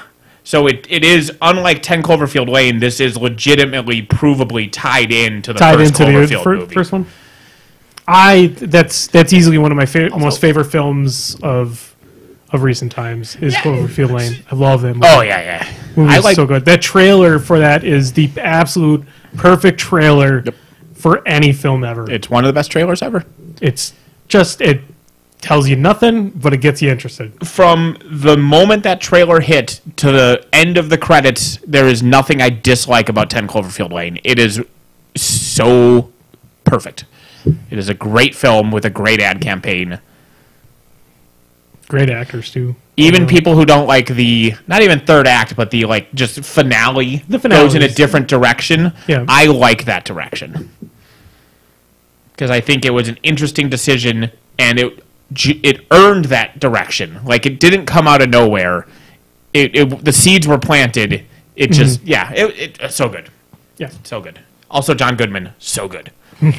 So good. Always good. Always fucking good. I wish John Goodman was my father. That's basically. Sure. I mean, unfortunately, now I can just think of the Family Guy one where that's so mean. John Goodman is eating at Thanksgiving. What? I have not seen... It's in like the first season. It's like one of the early ones. It's like, this is worse than Thanksgiving or something like that. It's just a fat joke because the kids are all like, they look like Auschwitz people. They're like, and then John Goodman, and they're like, can we have some food? He's like, no, and he's just shoving whole turkeys in his mouth. Right. It's really mean spirited. Yikes. Also, Woody Harrelson? Why is Woody Harrelson in a Star Wars movie? What the fuck's with the shit now? I don't know. I think he's fine. I like Woody. I like Woody too, but just, what? I just don't... I feel like they're going to be trying... The major problem with Solo is I feel that they're going to try to shove... As you were talking about before, they're going to try to shove every single trope ever that they've mentioned in Han Solo's history into this film. And then kill off 80% of the cast. Because it's the only way the movie will make sense. When it doesn't need to have that, it could just be, like Dredd, it could just be another day in the life of Han Solo. Nope. He's going to meet Chewie for the first time. He's going to see the Millennium Falcon for the first time. He's going to lose it. He's going to win it he's going to win it from Lando. He's going to do the Kessel Run. Literally anything ever mentioned about Han Solo ever will happen in this one story in his life. And there's a token love interest set up so that she can die off so he can be bitter and jaded. Yeah. They don't need to just give us a guy. He can tell us the story of him basically going from normal guy applying for the Empire. Wait. Will he step on Jabba's tail again? Yeah, do we need to have a scene with Jabba too? Do we need to have that? Oh, it'll be there. Yeah. It'll be there. Guaranteed. He will dump his cargo at the first sign of Imperial borders. And that'll probably be the climax of the movie. No, the Kessel Run will be the climax. But it might not go to the Imperial borders. It might end sooner than that. The Kessel Run will be the climax. Mm-hmm. But I can tell you, because the Imperial borders, that happens. I mean, he's super young in this, and that's what I don't know, like 20 years, 30 years. Yeah. That's a good point. He can't have survived 15 years on the run. Right, yeah. Yeah, I mean... Yeah.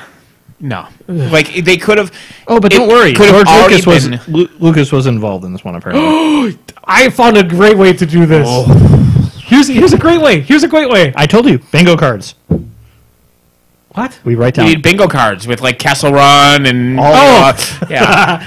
Kessel Run's the free space. Come on. What they could have done... He's going to get the vest for the first time. Oh, fuck everything. Nope. Yeah, there's gonna be the shot of him walking out of like a steamed room or some kind of cloud room, and he's got that thing with the light behind him, and then it's gonna slowly come into focus. So it's not gonna be all black, and then he's gonna go into the Connect dance routine. or it can go the other way. I mean, it's not necessarily the other way, but they can do a Good, the Man, the Ugly He's style. Gonna get a shirt and with both sleeves ripped off. He's gonna just almost with no fanfare at all. Like, he'll wear some other outfit, but then towards the end of the film, he'll just like rip his shirt or something, and there'll just be a vest on a chair. He'll just grab it. Will he just randomly be wearing Lando's clothes? Yes. He'll randomly be wearing Slave Leia's clothes. Here's it's like in Good, the Man, the Ugly, how he has the serape for the whole film, and then right at the end, he gets the vest. Or the other way around. Sorry. I found the perfect way they should have did the Solo, the Star Wars story. A musical? Nope. They Cancel it? Nope. They should have Lion Kinged and halved it. Sure.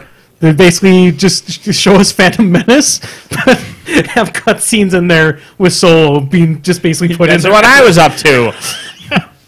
Have you seen you've seen the Lion King and a half, right? Is that the Timon and Pumbaa one? Yeah, it's basically the Lion King retold, but all from the perspective of Timon and Pumbaa. It is an amazing film. What they also could have done for the Han Solo film. Timon and Pumbaa animated series? I don't know. I don't know. I was too young. Disney animated fucking everything. They all blend together. They should have like done 7 at the time. feature-length version of the animated stuff from the holiday special. With Chewie's parents? No, that's the live-action stuff. The animated stuff was with Boba Fett riding a Brachiosaurus. Oh, yeah. And they've all got weird melty faces like the Aeon Flux animated shit. Because that's Rankin Bass, wasn't it? It wasn't. It's just some drunken French people, I think, drew it. Like, it is weird. Yeah, it is. There'll probably be some fucking shot of Boba Fett in this film, too. Oh, yeah. Or something. Let's be scowling. Well, no, because if this takes place like 20 years earlier, Boba Fett's still going to be a little kid. Oh, yeah, that's right. So it'll be Django. We can see Django. No, it'll just be Boba. Like, Boba and Django will be in the back getting ice cream. You know? Let's see here. I mean, how long ago is this film? I'm not sure. Basically, because Phantom Menace is 30 years before? Or is it 30 years in between? Phantom is 30 before New Hope. And Han looks like he's in his... 30s, 40s? I'd say 20, late 20s, early 30s. Okay, so that'd be my guess for him. But he did just apply at the Empire, so that would usually you go into the military when you're 18. Yeah. So this could be teenage Han. So 5 to 10 years before New Hope is probably where it's at. I guess because Han's not that much older than Luke. No, because 5 to 10 before New Hope. Because it can't be that much for Phantom. Because remember, if Phantom is 30 before New Hope, how old is Han during New Hope? Do you think in his mid-30s? Oh, I'd say 40s, maybe 40. Yeah, I'd say. But the Empire doesn't exist until 20 before. If he's 40. He's only like 21, 22 years older than Luke, because Luke's in his late teens, right? He's going to the academy. Yeah, yep. So that means that when Luke was born, which is episode 3, then that's when Han would have been like in his early 20s. So if you go all the way back to Phantom Menace, he would have been like a 12-year-old. Like, he's only a couple years older than Vader if you put him at 40. He's basically the same age as Vader. Yeah. So you can even shorten the math. If he's old enough to be Luke's dad, he's basically the same age as Vader. So Han was Harrison Ford was 33 when right. That's what I'm saying. I don't think Ford. Like I said, I'm thinking it's 5 to 10. Just the other thing too is the Empire was formed at the end of Episode 3, which is 20-ish years before New Hope, and they have to they have to go long enough that they're not just using clones anymore. So they're recruiting stuff. So it's been a few years after that for attrition and whatnot. Right. So it's at the very most 15 years before New Hope. At the very most. But it's probably more like 5 to 10. Yeah. Which, if it is 5 years before, well, then he'd have to be 30, and he looks younger than that in the trailer. Correct. So it's probably 10. 10 years before New Hope. So halfway between episode 3 and 4. They were saying that Ben Solo, was it birth date, was 5 Correct. years after A New Hope? Correct. Oh, I guess A New Hope and all those, they're fairly quick in timeline. Empire's 3 years after New Hope. Return of the Jedi is 4, and then they fuck at the Ewok celebration, and then Ben is born. Unfortunately, that is canon. But it's saying that at least The I'm looking Ewoks here. watched. I'm Yes, looking at that is Yoda's- also canon. I'm looking at Yoda's data pad. You know the Ewoks watch too, especially with that weird Wicket gift that you've seen from. Did they watch with photoshopped in eyeballs, like in the special editions? I'll give them creepy pupils and human teeth. Because they were saying that he was 5 years after New Hope. Sure, yeah, which, again, that makes sense with what Stan's saying. Yeah. Empire's 3 years after, and then Jedi's only a year after that. I know far too much about the Star Wars timeline. Yeah, Although- Yoda's datapad.com is pretty cool. Because if Empire's 3 years after New Hope, and he's still on the run from Jabba, technically, so he could have been on the run for 5 years before New Hope. Yeah, that's true. Yeah. Yeah. There'll be a Jabba tail scene. There will definitely be Jabba. There's no way they don't have There's Jabba. no There's gonna have reason to Boba. squish everything Gonna have into Boba it. Fett. Yes. They don't have to. They could easily This just. movie only they exists will. for fan service reasons. They're going to They shove don't everything have to, in but they fucking will. Besides, they have to do this so that they can set up the inevitable Boba Fett movie. Like Boba Fett, a Star Wars story. Yeah, just You're- like I want the third part of that movie was just digesting. the new Star Wars films are like 20 Flashbacks to him. years after Jedi, right?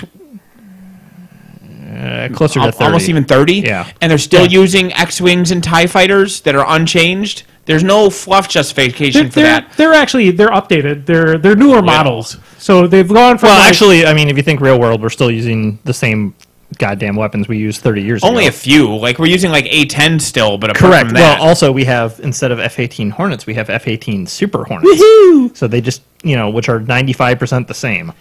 We still have fucking battleships. Then I won't even go that. I'll go with why were there AT-AT walkers in a defensive position on the planet in Rogue One? Those are invasion shock tanks that are designed to inspire fear while invading a planet. Why would you have them as a defensive measure? And the answer is fan service. They were AT-CTs and they were cargo transporters. Yeah, sure.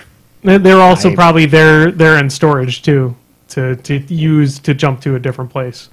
Yeah. You can't Fan have service. Star Destroyers carrying these things all the time. You that's got to fine. fit in more They TIE changed fighters. the letter. They carried 6 of them. They changed a letter to Yes. justify it. Correct. But you're putting the cart before the horse. First they said, we need AT-ATs. And someone's like, well, let's make them slightly different. And the same thing with... That is a good question. Same thing like the fucking Gorilla Fist ones in Last Jedi. Correct. They're AT-ATs, but we'll give them clenched over Gorilla Fists instead And of a third flat gun. fans. Yeah. Yes, Websum 7 does have a good question. Will Han shoot first in this one, or does he have to learn to shoot first in this one? Because that's going to be in there. There's going to be a joke. There's so much Why shit. didn't the salt speeders go out and then come around behind the gorilla things? Too much gas. They didn't have enough gas. They would have fallen apart. Yeah. This one I don't have any justification for. My Like, you got me on this Mine one. mine They should makes have sense just kept slightly. licking the salt. If and- they didn't have enough fuel to do it, then it makes sense. Which You want to go 10 more feet? Like, well, to go around, it takes a these little bit things more. have exactly 20 yards of fuel. Correct. Yeah. I would have betted. I would have bought it if they would, like, they're sitting there flying in the thing, they're kind of bouncing around a little bit, and they kind of glance down and look at the thing, and it's just hovering above E. They're like, we gotta get there. No time to dodge. Why hasn't somebody done a film mashup of those speeders going towards the AT-ATs or whatever they're called, the grill walking things? Because it's been surprisingly leak-free. Trust me, I have someone looking for a pirated copy right now, but But a no one's video- found anything better than a cam shot. So give it another month when it gets released, and then it'll be there. Maybe I should do it then. Maybe I should Mash keep it it up with secret. Mash up with National Lampoon's Vacation. What I did see, it's not really a mashup so much as a split screen, but the Force Awakens and the Last Jedi trailers are literally the exact same trailer. Yeah.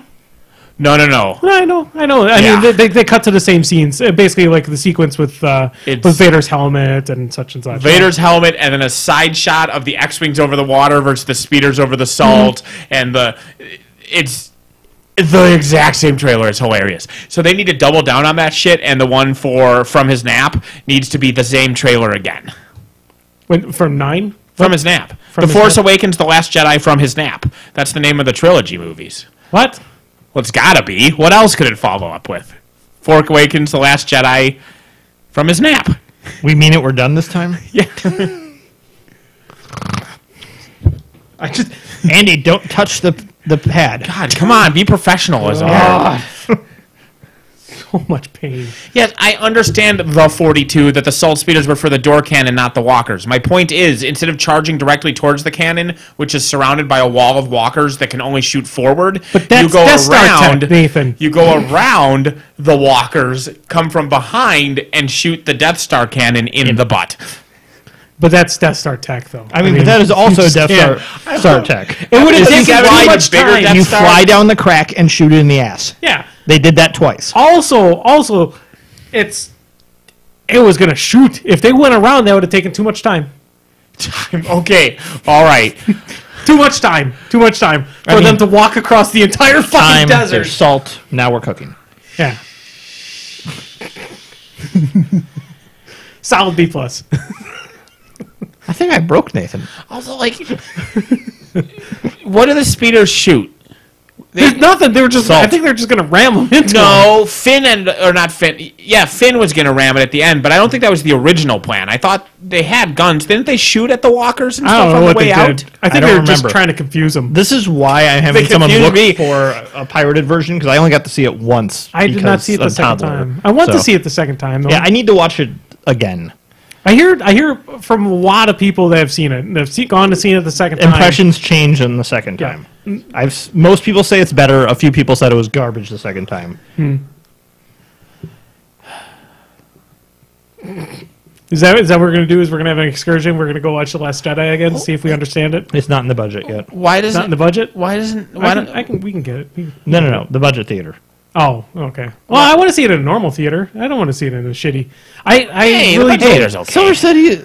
Silver students. Yeah, I just don't. I can go there and I can get popcorn and I can get a soda and I'm still out less than the market's price. That's true, and though. it's not that bad. But I it's not like an ultra screen. I like my Dream Lounger, like dick chairs. Dick chairs? You look at the graphic for the Marcus Theater's Dream Lounger. That is just a giant going penis. to a different theater than I am. or they've got a little chair for your dick while you watch the movie. It gets Yeah, that's to why I recline got the in its own adjustment little- thing. Yeah, see, Finn's guns got melted on Salt Speeder. So the Salt Speeder had guns. So assuming they were laser shooters, which all the fucking guns are, because there's no lead slugs. Well, there are in the EU. They blah, blah, blah, whatever. Yeah, I say, is the bowcaster being actually a projectile weapon still canon? I'm not sure. It's a fucking howitzer now. It never propelled people 1,000 feet in the original trilogy, but fine. Yeah, why don't they just shoot the cannon They with that? needed to set up that it was but the point is, all your Salt Speeders and shoot at it from 100 yards away. You don't have to get close. We have another thing to put in the solo film. The bowcaster? Yeah, the bowcaster. Like, set up a Chewie goes to hand Han the bowcaster for him to use. Han's like, no, I got my blaster. This is much better. Interest in that. Oh, okay. So we have to each make a list of things that will be in there. So that we can make the bingo. So we can compare. We'll Boggle style it, right? So we'll compare our list. We'll cross off any duplicates, and then we'll each then have our own unique list. Sure. And we'll see who gets the most right off of that unique list. Oh, man. Are we going to throw bets on before or after? Or before? We can't do bets on after. That doesn't work that way. I have so many right now that are in my head that I don't even want to say anymore. I already mentioned like Castle Run and stuff like that. But I was thinking, like, how many can we bet on before if they're just going to cover everything? Well, or are we going to have something that's you not can't just say everything. Yeah. You need to list stuff. No. But I'm saying like we can have like a betting pool that like all of our lists are all going to be covered. Sure, but the point is, if that happens, then it's whoever had the most unique ones, right? Yep. If because you Boggle cross off, and if Yeah. Dan had 5 left, you had 3 left, and I had 1 left, Dan will win. Well, and there's one other good piece of news. At this point, Harrison Ford hates this in this series enough that there's probably not going to be a cameo. Oh, yeah, no, he won't cameo it. He probably won't cameo it, and probably neither will Carrie Fisher. Probably Carrie Fisher will not cameo in it, but can't. It does suck, the terrible irony that they were planning for the episode 9 to focus on her, and she's the one that didn't make it. Yeah, yeah. And that explains why, because people are wondering like if they would kill her off in the movie, and then they were surprised that she was the only one, spoilers, who doesn't die in the movie. And then when I found out that's why, because episode 7 focuses on Han, and episode 8 focuses on Luke, and so apparently episode 9 was written entirely around her. Well, that sucks. I mean, that's kind of why I want to see the movie again, though, too, is because I went to the movie expecting. Well, you just watch and you're like, oh, the bridge got bombed. Okay, good. This is good sending. This Oh wait, is a she's great still way alive. for her to be sent off. You know, this is another great way for her to be sent off. This is another, and you just kind of The bitch won't die. Fuck, wait. On her way back in, she can't just detour and grab Akbar. She leaves him out in the cold void of space. He's already dead. Fuck you. He's a squid in space. Akbar. It's a tarp. Get me a tarp. Akbar. What was I going to look up? Thank you for the B-Wing bomber, Admiral Akbar. You're a brilliant designer as well as a brilliant tactician. Ugh. B-Wing's my favorite rebel fighter. Technically bomber. They are good. It's not my favorite rebel ship, though. I love the Nebulon Bs.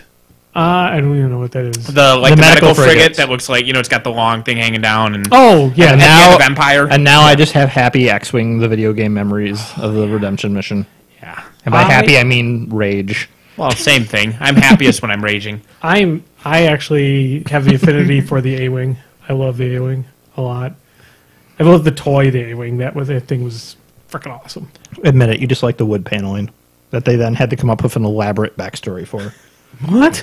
So The red part on the A-Wing? No, on the inside, when you were watching Return of the Jedi, there's wood paneling on the inside of the A-Wing cockpit. And because I think they ran out of paint or something, so it's like, okay, we got this veneer, wood paneling in there. And then they came up with this elaborate backstory about how they're handcrafted and little mini workshops and stuff. And it's like, no, we ran out of set budget, so we just used whatever we could find in the dumpster. My favorite elaborate explanation for a cost-cutting measure in an original trilogy Star Wars film is still the massive backstory to the guy with the ice cream maker. Just like, they're evacuating Cloud City, and one of the they're like, here, you need to carry shit around so it looks like you're evacuating Cloud City, so they just gave an ice cream maker to one of the extras in the background. So he's just running around carrying an ice cream maker. And 70s are ice cream maker, so they went to Goodwill. Oh, yeah, it's this giant Yeah. And so, oh my god, the plot, like, this is the most important person in the universe, according to his Wikipedia entry. Like, that ice cream maker is really, like, the plans to the Death Star, and, like, it's like, really, buddy? Or it's just a dude with an ice cream maker. We are going over one thing, though, that Solo could actually bring. Oh, man, I should keep it a secret. I know. Well, that's the thing. If we're going to do the Boggle-style lists. All right, I'm going to... just in case, you can't put it on your list. I mean, this is why I'm listening to this tomorrow, so I can write all this stuff down. Son of a I know both of you won't. Son of a bitch. Wah, wah. I mean, I have a good one that I want to say, too. We can each say one we don't think anybody else will come up with. That's what I think. Dan, you go first. Yep. Because I don't trust you. I have to think about something. Okay. I haven't been thinking about it yet. I figured I had time. Well, until I listen to this tomorrow. I think that we'll be able to see the origin story of a very beloved character of the Star Wars series in the Han Solo series too. The Gonk droid? No. Go Gonk droids. No. Lobot. Well, Lobot origin, maybe, yeah. Some guy gets like frazzled, and so yeah. See, I'm thinking that we'll see the origin of the life debt. Well, I mean, that's not even, that's going to be there for sure. Yeah. Nathan's idea sucks. Fuck both of you. It wasn't going to be on your list, assholes. I know it. You weren't going to write down life debt. Or will I? Well, now you will, because I gave it to you, and you had to poo-poo it, even though it's the best idea ever. No, I won't. I won't put it on my list. No, that's fine. That's fine. That's fine. As long as you don't have Lobot's origin story on yours. No, too late. Zord's going to be in it. I'm going to just put random things. It's going to be random fucking Monda Showen's showing up. I mean, that would be awesome if Gary Oldman was in it. He probably is in it. I think that's actually Gary Oldman, not Woody Harrelson. He could do it. That's how much of a chameleon. Do you see the video of Gary Oldman in costume dancing with Churchill? Churchill, yeah. No. No, he was in full costume as Churchill, just dancing away. That's awesome. In his costume, his trailer. It looked awesome. So we should probably... No, don't let Dan get away with it. Oh, yeah, go ahead. Yeah, and I said there's going to be some stupid rebel recruitment thing where he has a chance and it's like, no, not going to take a side. But he's already... No, because he's not, he wants no part of the rebellion. Yeah. That's the big thing at the end of New Hope, is him coming back to rescue Luke despite abandoning the rebellion. Because they owed him money. They're probably going to kill his dog. I think they still owed him money at the end of New Hope, if I remember correctly. No, he loads all the money into the Falcon. Oh, he does? Yeah. Oh, yeah. When they're all leaving, he's loading all the money into the Falcon. And then he brings it back. Yeah, that's true. He probably should have rescued Luke, then went and paid off Jabba, then come back and helped the rebellion. That probably would have been wise. He probably went to the Casino City and lost it all immediately. Fucking Casino City. Just think the dice are going to be important. So how does... Fuck, I never even noticed those. Throughout all the movies, I never noticed those dice until they were shown in... I only knew about them because of the Decipher card game. Oh, really? Yes. Okay. Because that game used every possible still image from the original trilogy. Because I don't remember those dice at all. I mean, well, of course, I had never watched them in high definition, so... How did Benicio del Toro's character know about the cloaking device plan when none of the people he was with in the entirety of the movie knew about the cloaking device plan? He bullshitted him? Actually, he did. Because he's listening in when Poe tells Finn and they're flying back. No, he doesn't know about the plan at that point. Yeah, he does. See, that's why you need to watch it again. Why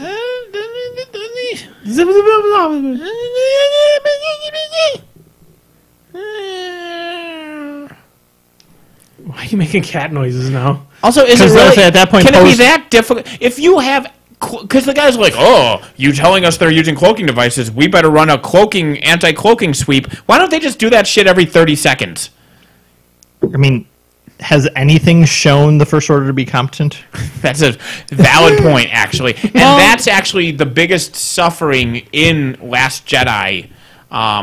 Less extent to Force Awakens, but it's the biggest issue in Last Jedi, is the Hux is incompetent? The whole First Order is so incompetent that they're not a threat, so I'm never worried for our heroes. But they were a threat for 30 years. This is just, new guy got a job, and you're like, oh, fuck, he sucks. Oh, I guess the whole order's gone.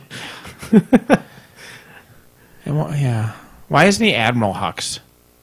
Well, It's General Hux. Yeah, but why is he commanding the fleet then? I don't know. he's Generals don't combine fleets. yeah. Admirals command fleets. Well, that explains a lot then. That's true. That's true. Charge! Sir, this is water. Charge! The horses will drown. Not according to 300 Rise of an Empire. Yeah. Horses are the most powerful thing you can bring to a naval battle. It's my secret weapon. So glad I missed that. I remember that movie. Is everything vividly, prepared? The secret fucking weapon is a horse. I'm so glad I missed that. Boat horse. Winning battles on a boat. So I remember that movie pretty vividly, but I do not remember that much about Teenage Mutant Ninja Turtles. Maybe I'm able to switch my mind in some way or another. But I'm guessing there's stuff you remember less vividly. Like, do you remember I remember the fuck sequence. Sure, the fuck sequence with the guards pretending they can't hear it. Don't look, Steve. It'll be over soon. Do you remember like the turtle people covered in tar trying to swim to the giant cube boat to set it on fire? Fuck no. Yeah, right? Like they had a big boat that was just like a cube floating with flamethrowers, and then there were dudes like... There was like a big tar boat. Yeah, tar boat with flamethrowers, and then the dudes, like, they had basically turtle shells because they put their shields on their back, and they were swimming, and so they were arrow immune, and they also were going to use their tar to set the boats on fire. So hold that thought for a minute, because I've never heard a sentence that made me more and simultaneously less wanting to see a movie. The turtle tar people trying to blow up the cube boat. It's a movie where you. I mean, on the other hand, is it really any worse than the rhino in the first one? At least that's just a rhino. It is now. The better comparison is the knife-armed giant fat guy. Yes. I like and literal goat people. Like there were literal goat people. But I mean, had forgotten about that one. That again is also a comic book adaptation of a movie that a guy saw when he was a kid. Better than that, there is an in-movie explanation for all that shit. That I read an article like saying, here's things excusing terrible movies, and this is perfect. It fixes all of that shit with 300, the first 300. It doesn't need to fix anything. The movie's awesome. I need to hear how the goat people work. I'm listening. Do you remember the framing device of the film? Oh, the one-eyed guy making shit up. Making shit up. Mm-hmm. So the one-eyed guy, of course, wouldn't inspire the people at the second battle by telling them, yeah, they were just dudes with wicker shields, and they just had spears, and it was a normal battle. He'd be like, there were monsters with knife arms and goat people. So he's just lying out of his urethra about all this shit, and they're just drinking it up. All right, that works. It legitimately explains everything. It's all bullshit. Explain to turtle people. No. No, I also can't explain how the entire movie is being narrated by Lena Headey. So you're like, oh, okay, so this is being another story being told afterwards. But then as she's arriving to the last battle, like her boat is rowing towards the last battle, rowing instead of using their sails to sail from around the Mediterranean. And then they wait till they're like 100 yards away to drop their sails. I feel really bad for those galley slaves. Like, we had sails this whole time? Son of a bitch! But she's approaching the battle, and then they zoom to her boat, and it turns out she's live omniscient narrating that battle. Like, she's on her boat saying, still narrating, that battle over there accurately. And you find out basically the villain of the whole thing is actually pretty much the good guy, the good person. Well, like or at least less. With that background story, they would be the hero of any revenge film. Correct. It's not it's. You need to see it, Dan.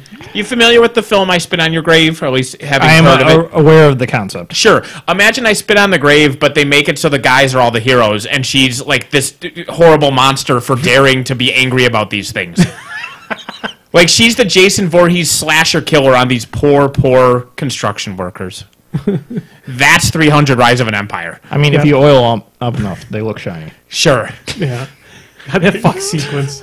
It was hilarious.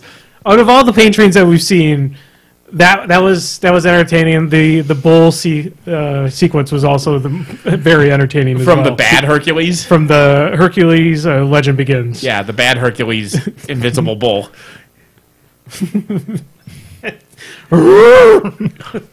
I think I, Frankenstein was my ironically most enjoyed one. There were some unironically enjoyed ones, but man, I, Frankenstein was so ironically terrible. I really liked Hercules.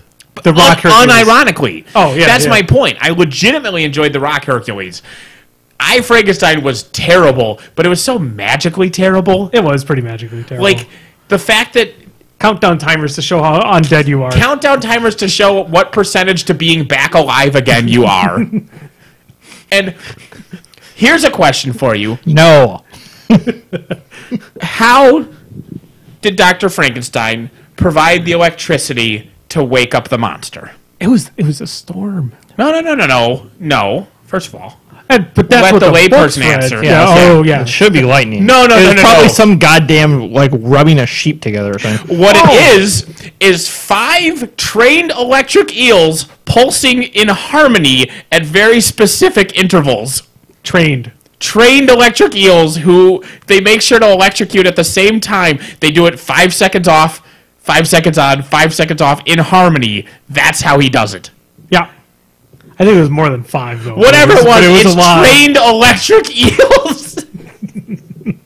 Why is it trained electric eels? Yeah. Why isn't it just fucking lightning? Yeah, no, it's hidden in there. It's on his front. It's but by his neck. It's between his upper paws. Yeah, there you go. Trained electric eels. Someone cut the commercial. Yeah. Frankenstein's monster battling angels and demons. I would be happy to do a repaint train of that whole of town 300 had 0 with Dan. people. Oh my god, that movie's so fucking. 300 normal is great. I love it. I mean, at Visually, this point, I'd have to watch that one again as well because it's been No, since college. it's not necessary for the second one. I know, but it's still enjoyable. They make a lot of references to. Well, actually, no. 300 as well. I do want to see what 300 looks like sober. Okay. Why? Nobody made it sober. No. Why should you be sober watching it? Because if they were the high last- as a kite making it. Because the last time I watched it, the drinking game was every time they said Sparta. Well, you shouldn't do that. That's dangerous. It wasn't good. I wouldn't recommend it. If we're doing that, then we're recording the not as good us as watch the video. There are reasons I don't drink anymore. That is one of them. But the Commando drinking game is so good. What is the Commando drinking game? You drink every time he kills someone. That is 211 times, if I remember correctly. But the great thing about it is that there's only like 6 of them Correct. before the last 10 minutes of the movie. Correct. So you're like, I thought there was a lot more killing in this film. And then all of a sudden you're chugging a pony keg. Correct. like, and there's multiple deaths for the same person in the last like 20 minutes of the film too, because they ran out of extras. yeah, that's one of the most lethal ones. The other, because drinking games have to be simple. You have to have 1, maybe 2 rules. The people that have like this whole sheet, Oh, that's why, like I said, I can't do every this time shit. they mention Sparta in yeah, 300, that's a great you one. will die, and you actually can keep going because it's one rule you have to remain. If I you love ever it. watch Titanic, you drink every time Jack says Rose or Rose says Jack. you also die. Oh yeah, it is. You will die, but it's a simple one. Or you could just watch Titanic. Titanic. It's a great speedrun game over on Awesome Games Done Quick. But we should probably jump over to. Am I okay? Yeah. Did you talk about your solo moment? I don't remember it. Yeah, it was something something. lame and obvious. Yep. Yeah.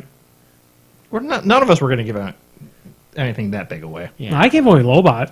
I thought the life debt was a good. Did you think that It was a Lobot big was rock. not a good one? I forgot Lobot existed. How dare What you, is sir. wrong with you? Android Paul I'd like Schaefer? to think that we see Lobot after Lando gets drunk at the bar. He just and then Lobot activates, comes and drives to the bar. Well, see, picks him up and when takes you him said home. origin of Lobot, I thought you meant like literally he'll be a normal dude. Oh, normal dude, and then just Because is Lobot a robot or is Lobot an android or I'm sorry, a cyborg? Is he Is that a cybernetic enhancement? I think of a so. Human? I haven't The done Legends thing, he got lobotomized. Yeah. Because Yeah, he, but it like, could be lobotomized, like pulling the hard drive out of your computer is lobotomizing it. You know what I mean? No, he I'm not tried sure. to steal from the casino. Sure. my point is lobotomizing, Yes. it could be a generic term for wiping the, programming correct. versus like as a human. Correct. I'm not sure if he's, whatever. I haven't looked Whatever. up canon on it. So Yeah. Point is he's awesome, and how dare you forget him? yeah. I mean, I'm not saying I'm proud of it. I'm just saying I did. Do you have Zappity Grumbles? Is that what you're looking for? I don't think we have any Zappity Grumbles. Then my recommendation, coincidentally enough, Is the coincidentally, solo? Is there's Lobot? not the right number of sentences there, is the despecialized editions of the Star Wars trilogy. We've already. Yep. I talked about them a little bit, but I Yep. don't think it was an official recommendation. No, we started an episode with you talking about them. Yeah. So, Are you okay if I break your brain a bit? I was not young enough to see them before they were special editioned, so the despecialized ones look wrong to me. Because I was not old enough to see them before they got tweaked. So you only saw the special editions I one? saw those first. I have an awesome story about what we did to somebody. isn't during, it great how much better they are now? My frame of reference is so different that it's hard for me to agree with that statement. I did something amazing to somebody when we were sitting in line waiting to watch the special edition version of Empire Strikes Back. So our friend Matt decided to bring a set of cards in. He was trying to get us to play cards while we're sitting in line, and Brian and I had wanted nothing to do with it. Did the card survive, Brian? No. So Matt then went and used the guess. bathroom, and while he was gone, we stole like 2 of the aces out of his deck, and so he was playing solitaire, and he was upset that he wasn't winning. Bad luck, buddy. Bad luck. A lot. I don't know. He sat there for like a good half hour playing solitaire and reshuffling it up Poorly. that kind of time. But you can find them on the internet, and you shouldn't feel guilty about pirating them because you can't buy them. If I can ever buy them, I will delete the specialized editions from my hard drive, and I will pay good money for them. But they're good. They're better than the special editions. All of the character arcs make more sense. Just everything is better. And that isn't just nitpicking. It is important that Han not get shot at. It is important to his character that he murders somebody in cold blood because he is smart and amoral. Well, he knows that Greedo's going to shoot. Yeah. He knows, the Greedo, sure. And so, fuck it. I'm shooting first. Yep. And not first, barely shoot right before he does, but first as in he doesn't get a shot off because I want to live and I will murder a bitch if that makes me live. It is important that is the character who at the end comes back from his safety and freedom to rescue the hero and give his all to rejoin the rebellion. That is a character arc. Whereas lucky guy who shoots in self-defense then becomes a guy who also is willing to fight. That's not a fucking arc. Yep. Luke screaming in Cloud City because he slipped and fell is not a character I mean, that development. one was so bad they took it back. Correct. That was unspecialized after the special edition, Correct. yeah. But this shit matters. It isn't nitpicks. These are huge differences. It heard me go on record. I say, for further thing, please watch episode 222, 39 to about 64. I know. I already went into this, so I won't go into it again. But the point is, this is my official recommendation. Find them, download them, watch them. Remember how good things were. Can we get the D Fucking lofty neck! Lofty neck instead of Jedi Rock! Those changes are Like I said, atrocious. But I agree with you on the Han shoots first thing. But like I said, a lot of the stuff, just like I said, my frame of reference is so different that it's hard for me to even I understand see that. it from the Sure, perspective. I can get not caring that a dewback is or isn't there. Correct. Right? Who Yeah. cares? Like, that I totally get. But the shit like Han Correct. shooting... Like I said, there's the at least shit like one thing in every... Jabba's scene existing. There's at least one thing in each of the movies that is substantially different. Correct. Yeah, that is atrocious. But I mean, I do like some of the background shots. I've talked about it before. I really love what they did with they were a Cloud mix City. of things that Lucas couldn't do because of special effects limitations that he went back and fixed. And okay, sure. There's and things then, that he shouldn't have done. not leaving well enough alone. It wasn't special effects limitations that had Greedo shoot. Correct. It wasn't special effects limitations that had Luke scream. Correct. So that I understand the things that he changed. I understand Windows in Cloud City. I understand all that shit. Yep. But I mean, on the other hand, the special effects limitations kept Jabba out of the first one. yeah. So sometimes there's a silver lining. Sometimes things need to stay on that fucking cutting room floor. I mean, we don't need to have that sequence in there. And it's amazing how bad that Jabba is. It is. It's so bad. What's amazing? I forget what it was recently that. Oh no! It was the Red Letter Media guys did a fake trailer reveal of Solo, yeah. And they mentioned how great Jabba looked in the special edition of New Hope, and then they had an unrelated clip of the T-Rex from Jurassic Park. That was the same year. Yeah. That T-Rex attack scene was the same year as the special edition of New Hope. How much fucking better is that T-Rex than that Jabba? Wait, from Jurassic Park? Yeah, that T-Rex still Jurassic Park was 4 years earlier. Was it even earlier? Yeah. Yeah. Because Jurassic Park was 92, 93. Okay, then Special even Editions better. was 96. So even better. Yeah. That T-Rex is a half a decade earlier than that fucking Jabba. No, the T-Rex I might have been talking about was the Lost World one. No. Which was still... They showed the better. Jurassic Park sequence of him coming over through the wiring when he first enters onto the road. When he flips... when he's flying. When he levitates 100 yards up to climb onto the road. Yes, yeah. It was very awkward, though. He just got... Yeah. It's like Jaws 4. Yeah, exactly. Oh, I still wonder how the fuck that shark got stabbed by that boat. It just does. It boggles my mind. Jumped up. It really boggles my mind. Listen. It doesn't. Speaking of boggling the mind, they're making a 6 Tremors movie. Yes. Hey, everything Tremors has been great. Yes. The TV series, every movie. Everything. I believe the shark jumped that high because he was motivated, okay? He was seeking revenge on the widow of the man who killed him 3 times. No, I guess that man killed him twice. But wouldn't you... Why are you tapping your foot? He was playing footsie with me for most of the episode. Oh, Jesus. Wouldn't you want revenge on the widow of the man that killed you twice? Especially after Jaws 3D, yes, I probably would want revenge. Jaws 3D. I love how there's a dude just living in its mouth. I don't know, like, what? Yeah, like that's how they kill the Jaws in Jaws 3D. Is there's just a dude in his mouth and hello, I've been here for half the movie because we made the shark so big that this is just like a sofa lounge where I just lay on his tongue for an hour and a half. I don't even remember Jaws 3D. I do remember seeing in my formative years Jaws 4 a lot, and it always bothered me the wrong Jaws to watch. how far he gets out of the water to be stabbed by the fucking sailboat.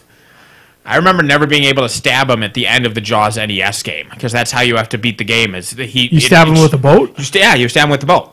Like he comes up out of the water and he like spins and he does it in a bunch of spots and you have to wait till you have to time it right. He has to be really close and you have to move the boat like there's like 5 spots you can move it left and right. Sure. And he'll come far away and then jump around and you have to get him when he's at the very closest and you have to get and stab when he's spun around so his belly is facing towards the screen. It's just a timing thing and it's fucking hard and I never managed to make it. I need to watch a speed run of Jaws. No. It is a very nonsensical game. You swim around shooting crabs and collecting conch shells to upgrade your boat, and then you stab Jaws with it. I think I remember seeing. Yeah, it's a fun little game. I played the shit out of it when I was a kid, but it's like you could have slapped the theme and just like, well, I have a scuba diver shooting shit. All right, call it Jaws. Cut print. Cut print. All right, so and that's the Specialized Edition. Yep. Dan, do you have something? I do. Go ahead. 2-part recommendation. Oh, Part sorry. 1, you need to get a PS4. Yeah, you do need to get a PS4. So that Part 2, you can play Horizon Zero Dawn. Yes. Horizon Zero Dawn, Bloodborne, Horizon Zero Dawn some more. Correct. So I'm currently working through. So once you beat Horizon, you can play it again with what's called New Game Plus, and playing through it on the ultra hard difficulty level, and it's very, very enjoyable because it's brutally hard. But once you play through it once and understand the damage system, it's still. You play smarter. Correct. And that helps a lot. Correct. At one point, I remember saying that the first time I spent like 2 hours on and died like 15 times. Playthrough 2, I got through it on the first time and don't think I got hit. Yeah. So, but it's just a damn good game. Yes, it is an amazing game. Yeah, the DLC as well. Yes. Yeah. That adds big angry monkeys. Correct, it does. I'm looking forward to 100%ing Ultra Hard on that one, which Nice. I'm reasonably close already. The story's really good in that one. The protagonist is solid and smart. Wait, but I heard that this nowadays single player games, no online, online multiplayer. So They should have good. Single player scrapped this and games released are another just Call of they're Duty. just shit. Yeah, they should just release another Call of Duty instead. Yeah. Horizon's so good. No, I mean it is nice that you have studios still It making is games the like this. best kind of post-apocalyptic. It is unique. Spoilers. What? You're hunting fucking robots. It's post-apocalyptic. What? Moving on. My It's recommendation. not like 2 minutes into the tutorial you come across a bunker full of recordings of people talking about committing mass suicide because the world has ended. That too. Oh, wait. Spoilers. For the tutorial. I mean, that's the tutorial. That's literally in the tutorial. Which also, the best part of New Games Plus is you don't have. They just flat out skip the tutorial. That's cool. No, it's interesting going back to games that you haven't played in a long time. I haven't played it in like a year. Yeah, but I mean, you go Yeah. back to the game itself, and you remember like the first time you went through it, like fuck, I hated this zone. I hated this zone. You go back there and you play it now, and you're like, no, this zone is fucking nothing. Yeah. I just rolled in there and just murdered everyone. This is easy. Yeah. That's the sign of well-designed games Yeah. that you get better at them. Yeah. Well, when I started, I'm like, okay, I played on normal because I just wanted to play through it. Let's bump it up to hard. And after 2 hours, I'm like, I got to start Sofer. I haven't used a heal potion yet. Set difficulty to max. Yeah. You know what you're doing? So my recommendation is, man, I really wish that Switch had this on it, because then I buy a Switch and I play it on there. But Metroid 2 has been a lot of fun. Is it on the 3DS? Is that It's what on it's the on? 3DS. God. See, I need to buy a 3DS for like 2 or 3 games, and that just infuriates me. It's really good. It is technically it's a 3D version of Metroid 2. So you can play it in 3D, but I mean it's all polygons in that too. So it's able to have it does things like Shadow Complex does. It's a pseudo 2D scroller, but it does angles and stuff Sure. like that. It's a really Like fun Other M did to such great effect. What game? I don't remember what you're talking That's a about. good point. Yeah. But yeah, it's pretty much your standard Metroid The game. coping mechanisms. I've never hated a game more than I hated Metroid Other M. I didn't never played it. That was for the Wii, wasn't it? I think it was for the Wii. Yeah, I did. Maybe Wii U. Never played it, so I don't know. But Metroid 2 for the 3DS. Man, Nintendo, get your act together. Get me something so I can play my 3DS games on my television, because my hands can't handle small games. I cramp. It hurts. It hurts when I play games. I want to play games on my little handheld device, but it hurts. Make it so I can play it on the television. Besides, we need to keep your hands in place. I might need to get some repairs on my NIS soon. I am, speaking of that, I am actually thinking about opening up a Facebook page to advertise myself as a mini repair. Where you ship minis to me and I repair them. I will. Thank you for topic change. Before I literally went on a 3-hour rant about Metroid Other M, I almost wasn't able to stop game? myself. What game? I don't Yeah. know which game you're talking about. Yeah. But, yes, We have to save that for one of the Let's Yeah. Play. For like one of the charity fundraisers. yeah. We can have, here's an idea. Oh, my God. The point is, I will put here's a forth Twitch stream of testimonials that Andy you assemble playing- models well. Here's a Twitch stream of Andy playing Other M while Nathan comments.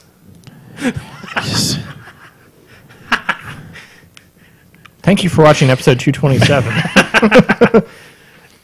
But yeah, I was thinking about opening up a chain page. Like how people have their painting page. Hey, I'll do commission painting. Well, I'll do commission assembling and repairing. I think that would be It's a good potential commission good idea. stuff. Because I'll die in the lava because my boyfriend says I can't use jump boots yet. You can't. Because I'm a weak little girl and I have to do what my boyfriend tells me. And he says I have to die because men are in charge. Fuck! Anyway, you are a good assembler, and I will do testimonials on your Facebook page that you're worth whatever you charge, which is usually way too little. Yeah, most of mine is like, you just give me a soda. Well, even the stuff you charge, like I had my NIS, and I was like, man, I will pay Andy like $50 to assemble these. And I'm like, Andy, I know you've said you'll never assemble NIS again. You swore off assembling NIS, and you're like, oh, fine, but it's gonna be like $10. I'm like, okay. Yeah, or the That was an early one. I think it was 20 actually. I think I or gave you the 20. time that I'm like, man, I'm really not looking forward to building this Haley 3 unit. And I'm like, maybe I could do it. $10. I'm like, sold. Yeah. And you're like, shit. Those fucking arms on little baby Haley is so. And that's why I paid you $10. fucking. Yeah, insane. you are bad at negotiating price, Andy. Yeah, so I will I'm tell you, in horrible. addition to giving you testimonials, I will tell you that you need to start at triple what you've been asking and maybe let people negotiate you down instead of you starting on the wrong end. Can you be my negotiator? Sure. Nathan Hoffman is the negotiator. All right. Well, thanks guys for watching. Thank our Patreons for subscribing. You're the best. Yep. And this is over 2 hours. All right. Sweet. I'm gonna go ahead and cut it. Bye-bye. Okay, we love you. Bye. So, Nathan, tell me more about... We're still broadcasting. Damn it, Andy. It's just so fucking dumb.